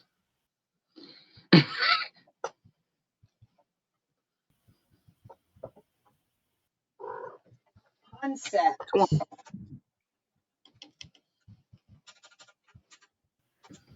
Ignoring the advice of friends, a character joins an underground militia.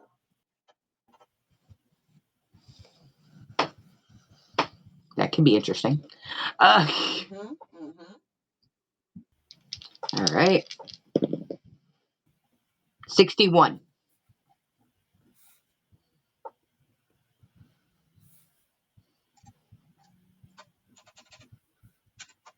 Concept. After a bitter custody battle, a gossip columnist joins the mafia.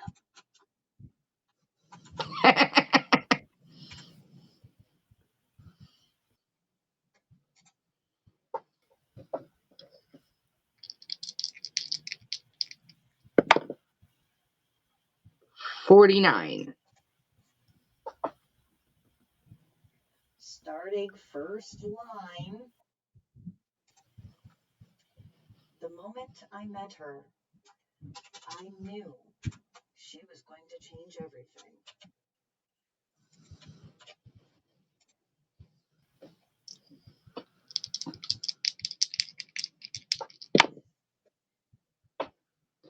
$35.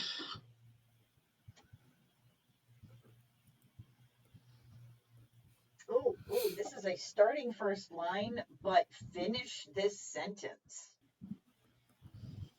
Okay. With a swift kick, the door splintered, revealing ... You fill in the ...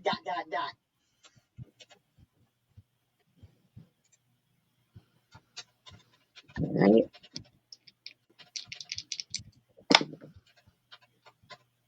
93.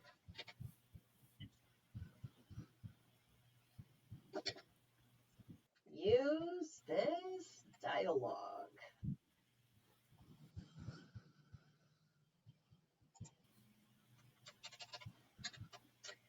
How could I abandon my children?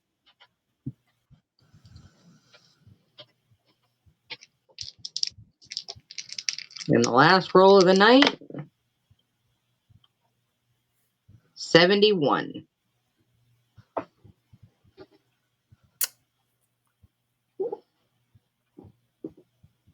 Easy.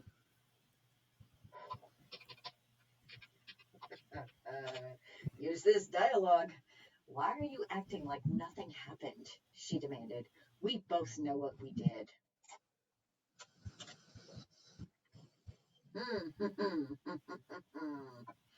All right. Vote, vote, vote. Number 1, use this concept. Ignoring the advice of friends, a character joins an underground militia. Number 2, concept. After a bitter custody battle, a gossip columnist joins the mafia. Number 3, starting first line. The moment I met her, I knew she was going to change everything. Number 4, starting first line. Fill in the ... With a swift kick, the door is splintered, revealing ... Dialogue. How could I abandon my children? Number 6, use this dialogue. Why are you acting like nothing happened? She demanded. We both know what we did.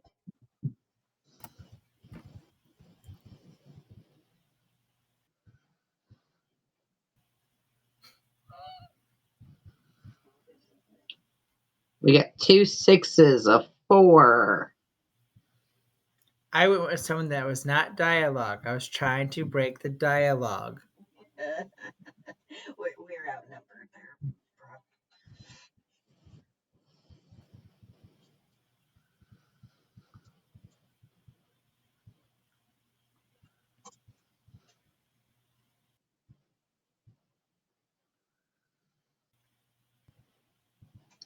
See, and then I gotta throw something in there. Oh, okay. There we go. Anybody else? Anybody else? Because it sounds like Patrick and I are outnumbered.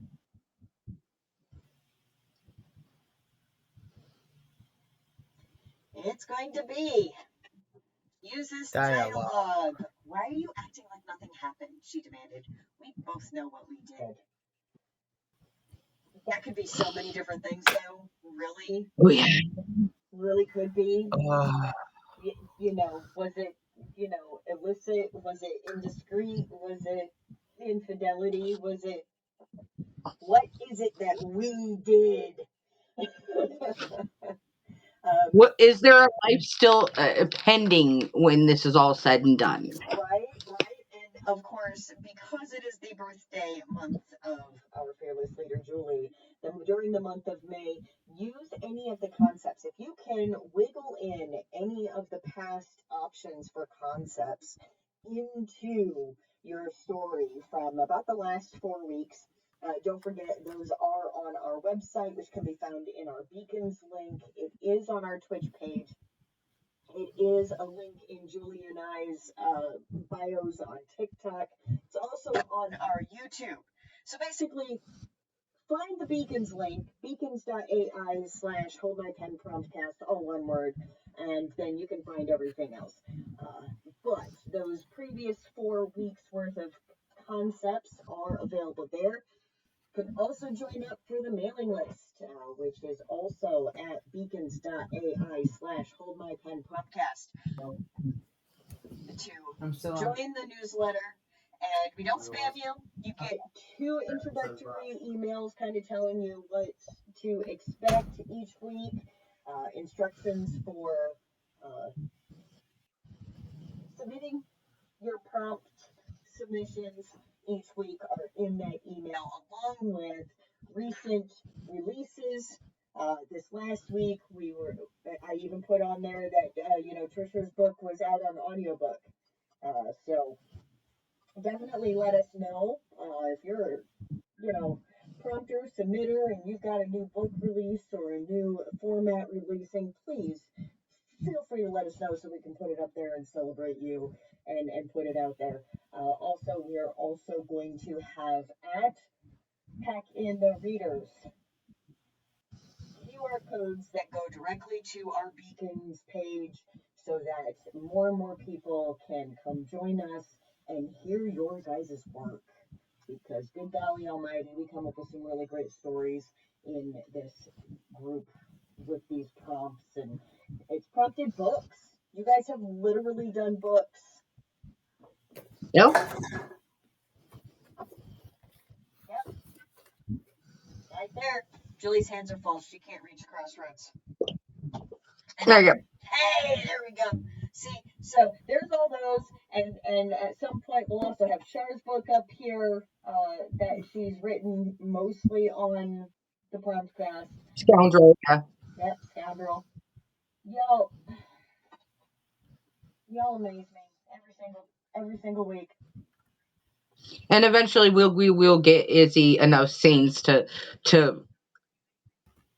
tie together to get an entire book out.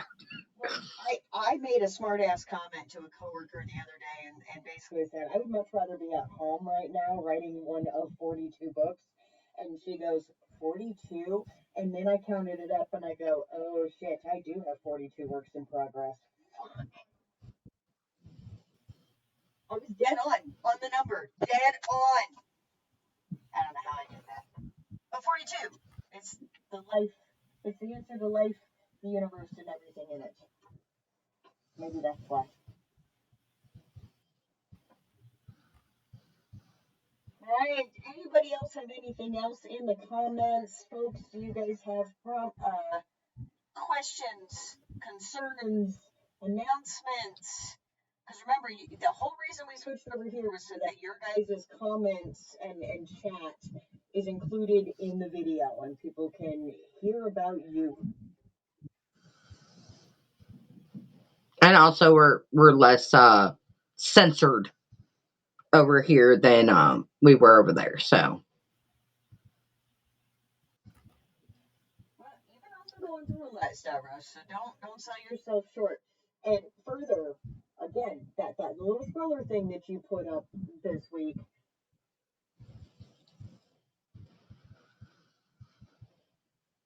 I think we have C.L. Carner, author of the Silver Talons Guild, from the Authors Pub.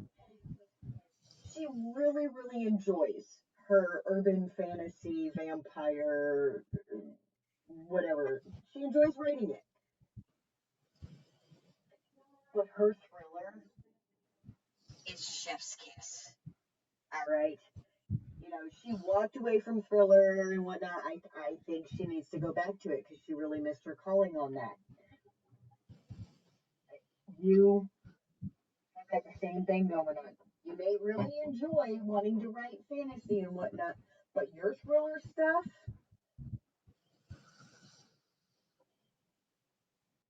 you make me it's kind of like right. That is the one thing between me and Patrick. We don't write just one thing, one genre, this, that, and the other. We figured that out. It's like, look, we're still hunting around doing our thing, but different things pop out. I mean, you've got the shifters, you've got the dark retelling of Peter Pan, you've got the gargoyles. I mean, it's across the board. Like, we don't know what's going to come out of him. Right? I said I'm never going to write Mafia. I will never write Mafia. That's just not my forte. My thing is supernatural, paranormal. For now. For now, I might do some more of the more retellings, as you may say. We won't talk So. about Beauty and the Beast. Anyway, and Trisha says that her book 4 in Oh Anne Smith God! is with beta readers. So there we go. All Izzy, right. you're in trouble. Why am I in trouble?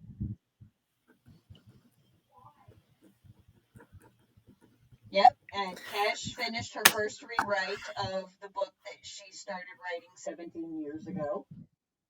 Awesome sauce.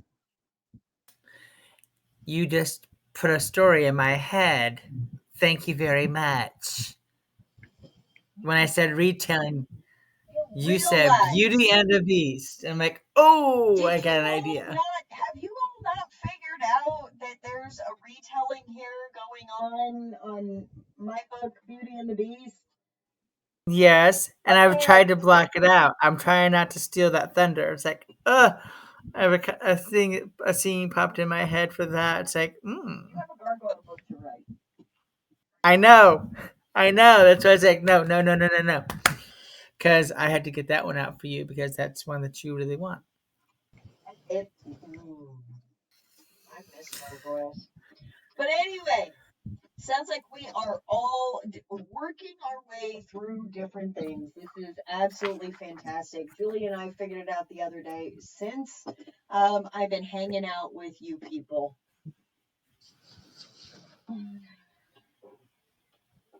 I have managed to put together 55,900 words.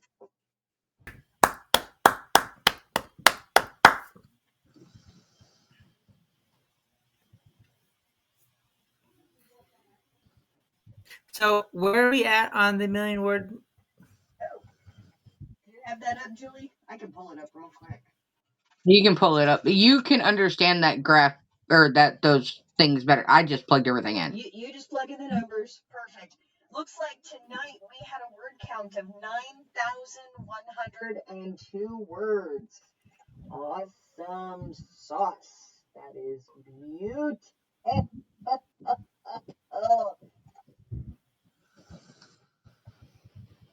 And we had 7 submissions.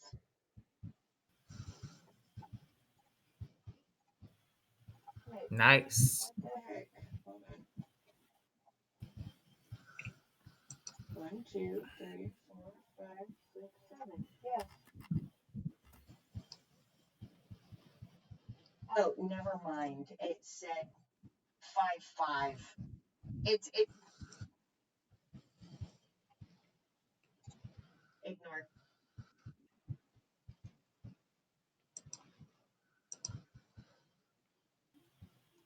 All right, 9,102 words this week out of 7 submissions. And that brings us to 17,352 words in the month of May. It's gonna be May. We have 755,000 and some change left. You guys are rocking it.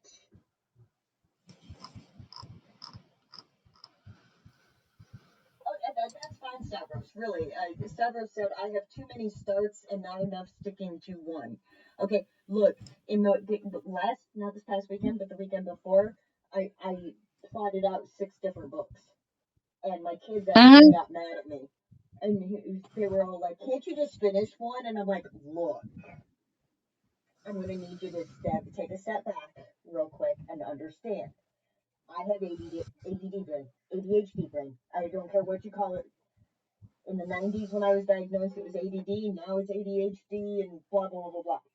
Point being, some days I don't feel like trying to get inside the head of an abandoned / orphaned 13-year-old boy who's too smart for his own good and tries to go to the Caribbean to find his presumed dead parents.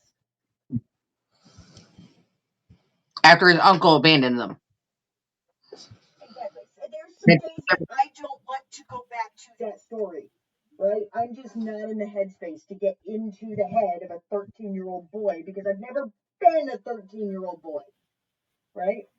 And then there's other days where I don't want to deal with werewolves or I don't want to deal with fantasy or whatnot. So by having all of these different works in progress, which voices are screaming at me today? And that's what I go with, right? So could entirely possibly be that you need to jump around until something gets you in the grip and you really like can't let it go. All right, Everest, you have a wonderful evening, and I'm gonna look at leaderboards. Yes, Cash, you're still in the Yes, you are still in the lead. Oh, but because Shar was not able to submit this week because she had other things going on, PA Power just jumped ahead of CR McCormick. and Julie isn't even on the board. Julie's got a book to edit. Yes, but I was at least number 5 last week. Yeah, well, I knocked you out with Yeah, my 5,000 plus words.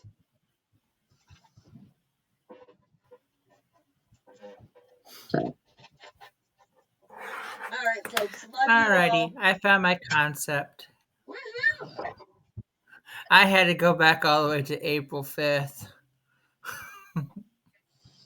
That's okay, Trisha. That is literally okay. There are prompters who have submitted fewer words than you.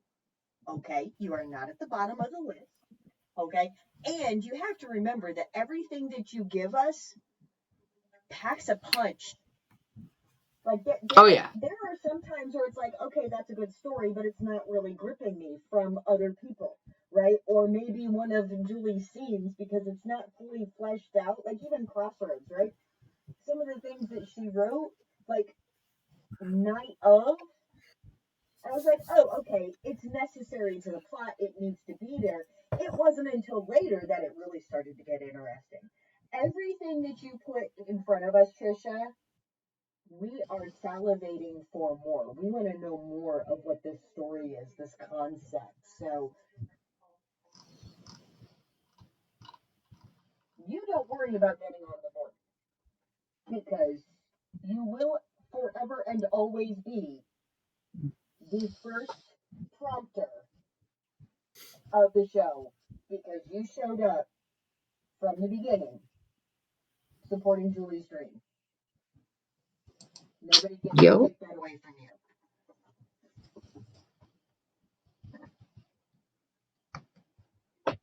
All right.